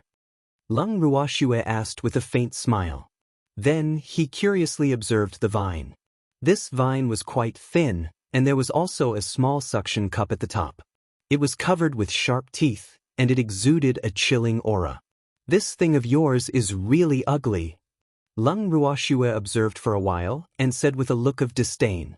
Ugly in what way? You're the ugly one. Hearing that her rattan was ugly, Wu Jing was unhappy. In her opinion, she was beautiful from head to toe and there was nothing ugly about her. Therefore, she would never allow anyone to say that she was ugly. How could she be ugly? Look at its mouth. It has so many sharp and thin teeth. It doesn't fit at all. Lung Ruoxue didn't think much of Wu Ice's words and continued to point at the vines. What do you know? This is beautiful. River Ripple roared. All right, I know that you plants have a different aesthetic sense. Seeing the other party quibbling, Lung Ruoxue could only reply with a helpless expression. Plant? I'm a god lord, not a plant. Lung Ruoxue's words caused Wu Chen to explode with anger once again. This time, Lung Ruoxue felt even more helpless. She could not help but ask, You're disgusted by your plant identity, So you keep changing your blood, right? It's a pity that you can't become a human even if you change all your blood. He couldn't even be considered a beast, so why did he have to be neither human nor ghost? How good would it be if you were just an honest plant? Why do you have to be a human? You shut up. Shut up. Otherwise, I'll kill you. After hearing these words, Wu Yan's madness directly escalated.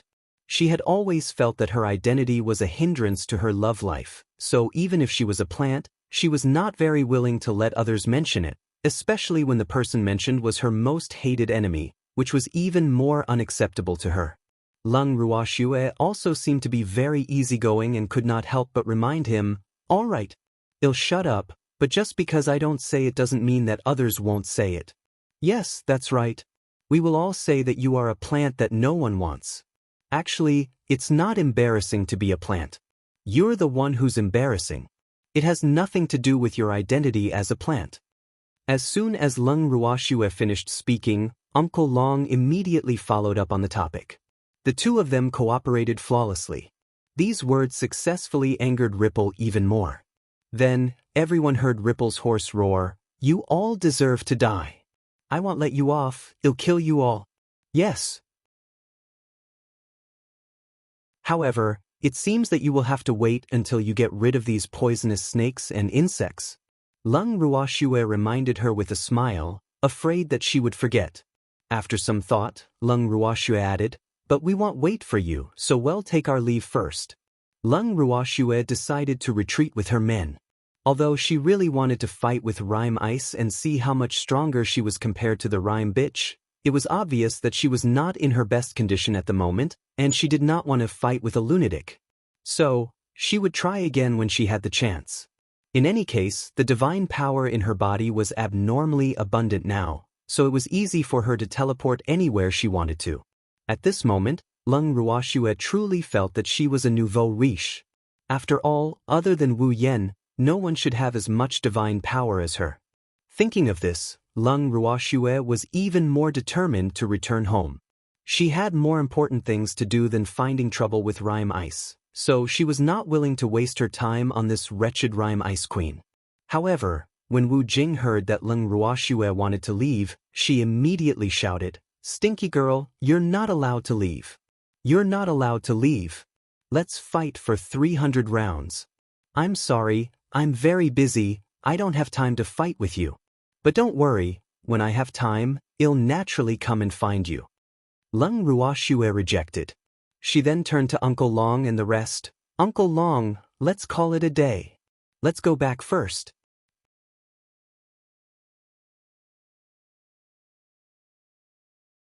Chapter 2854, The Missing Three Beast Tribes, 1. Hearing that they were really going back, Master Ning couldn't help but say weakly, "I've just arrived, and my butt hasn't even warmed up yet.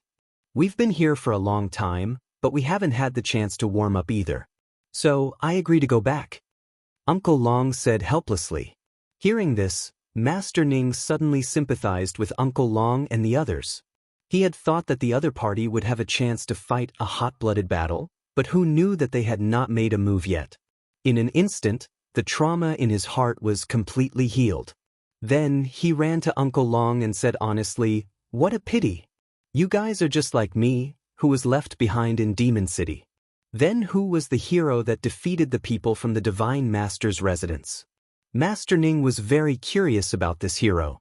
He had stolen the limelight from Uncle Long and the others, which indirectly avenged him for being abandoned. Cool. Great. Master Ning laughed 3 times in his heart. Facing Master Ning's gloating, Uncle Long pointed at the treasure in Ice Soul's arms and said, "The hero you're talking about has fainted due to mental exhaustion." Looking in the direction of Uncle Long, Master Ning understood.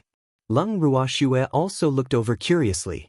She also saw the dark golden ball of fur in Ice Soul's arms, but she did not recognize who this little fellow was. "What is it?" Leng Ruoxue. "Your baby," Uncle Long replied calmly. "Baby?" Leng Ruoxue was speechless. Could she say that her own baby was not like this?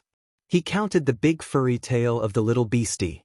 There were a total of 12 of them, each one fluffy and beautiful, making one unable to let go of them. It's your baby. Seeing that Leng Ruoxue was still a little suspicious, Uncle Long asked for confirmation. Did the baby level up? Leng Ruoxue continued to be puzzled. Why did she have to have so many more tails after she leveled up? Can't you grow taller? Yes, I am. Uncle Long nodded.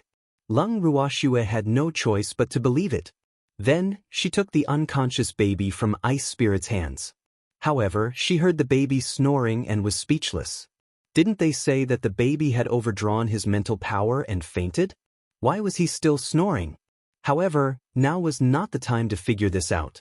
He gave a look to Uncle Long and the rest, and Leng Ruoxue and the rest retreated. Of course, before she left, Leng Ruoxue did not forget to cut off the vine in her hand. She also greeted the venomous snakes and bugs that were entangling the Ripple Mist slut. Well, retreat first. You can also retreat. Received. Old venomous snake, who knew that the lady in front of him had a close relationship with the beast god, replied in a friendly manner. After Leng Ruoxue and the rest disappeared, he also sent out a signal to prepare for a retreat. In an instant, the countless venomous snakes and insects that were originally densely packed disappeared together with a speed faster than when they came. At this time, the fog ice, which had been bound and unable to use its full power, could finally move. But now that he could move, was it useful? Leng Ruoxue and the rest had left. The venomous snakes and bugs had left as well. Even if she wanted to vent her anger, she could not find anyone else. Thanks at this moment, the pain from her body reminded her that she had been hurt by Leng Ruoxue. He bent down and picked up the half-wriggling rattan on the ground. He was so angry that his whole body seemed to be on fire. He shouted towards the sky, "Leng Ruoxue, you and I are irreconcilable." This voice contained a trace of Wu Xian's divine power, so it spread far and wide. Leng Ruoxue and the others who had already teleported away naturally heard the wailing of the Ripple Mist slut. However, no one took it to heart. As they walked, Uncle Long couldn't help but tease. "Swear, the Ripple Mist bitch said that she wants to be irreconcilable with you." Uncle Long, don't worry. You're definitely on her list of irreconcilable enemies. So, I'm not afraid with you as my companions. Leng Ruoxue replied with a smile. But I'm scared, Uncle Long said, feigning fear. Everyone burst into laughter at Uncle Long's rare joke. It's okay, I'll protect you. Leng Ruoxue had enough of laughing and cooperated. Yes, I knew that Shui is the kindest. Uncle Long nodded his head in satisfaction. Then he looked at Leng Ruoxue with a puzzled expression and asked, Shui, you've come out of seclusion, but why didn't you advance? I'm still lacking in other aspects, especially beast taming. Leng Ruoxue replied helplessly. Beastie, what should I do with you? The top priority was to get more beasts. All this while what she lacked the most was also beasts. Of course, what she lacked was beasts that could make her use the beast taming technique. Those that automatically recognized their masters did not count. The higher the level of the beast, wouldn't it also be of help to the level of the beast taming technique? Uncle Long asked after some thought. Yes. Leng Ruoxue nodded. That's easy. We haven't even taken care of the dragon, phoenix, and white tiger races yet. I think it's better to do it now than today. Let's go now. Uncle Long suggested excitedly. He didn't have enough fun at Imperial City, so he really wanted to find someone to cause trouble for. These three clans, Leng Ruoxue was a little hesitant. Although she had already planned to take action against these three races, she had originally planned to leave the White Tiger race and the Phoenix race for Feng Zhan and Baisu. Therefore, she had never really made a move against these two races. As for the dragon race, she could give it a try. He'll have to clean it up sooner or later, Uncle Long nodded calmly. We're going to deal with the White Tiger race as well? Master Ning couldn't help but ask. Since the current White Tiger King was captured, the White Tiger Great Elder had been trying to maintain a good relationship with Demon City. If he knew that such a day would come, would the White Tiger Great Elder regret? Of course. Business was business, and tidying up was tidying up. These were two different things that could not be mixed together. Furthermore, the current White Tiger race is no longer the same as before. If we take care of them, the previous White Tiger King will definitely be grateful to us. Uncle Long said matter-of-factly. Are you sure? Master Ning blinked and asked lightly. Then, he turned to Ice Spirit as if he wanted to hear the opinion of the leader of the 4 divine beasts. Although the 4 beast kings were not as harmonious as before, they were still on the same side at this critical moment. Therefore, Ice Spirit's opinion was very important. With Master Ning taking the lead, everyone's eyes collectively shifted. Why are you all looking at me? Ice Spirit asked, not knowing whether to laugh or cry. I'm not even from the White Tiger race. They had no choice but to look at you. If you were to protect them, it would really be difficult for them to make a move. Everyone secretly sighed as they looked at the Ice Spirit even more intently. If you want to pack up, go ahead.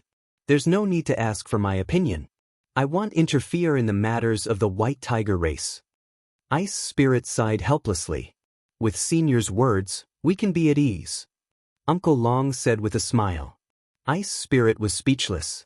Even his boss called Shui his big sister, so what was the big deal in dealing with a traitor subordinate of the beast deity? Besides, he didn't kill them. He just tamed them. That's why the Ice Spirit didn't care about this. You're tuning in to the Passion Pages YouTube channel. We're so grateful for your support, and don't forget to subscribe to join us on this incredible journey through captivating stories. Your generosity through donations truly makes a world of difference, as it's the primary source of revenue that allows me to expand and enhance this channel for you.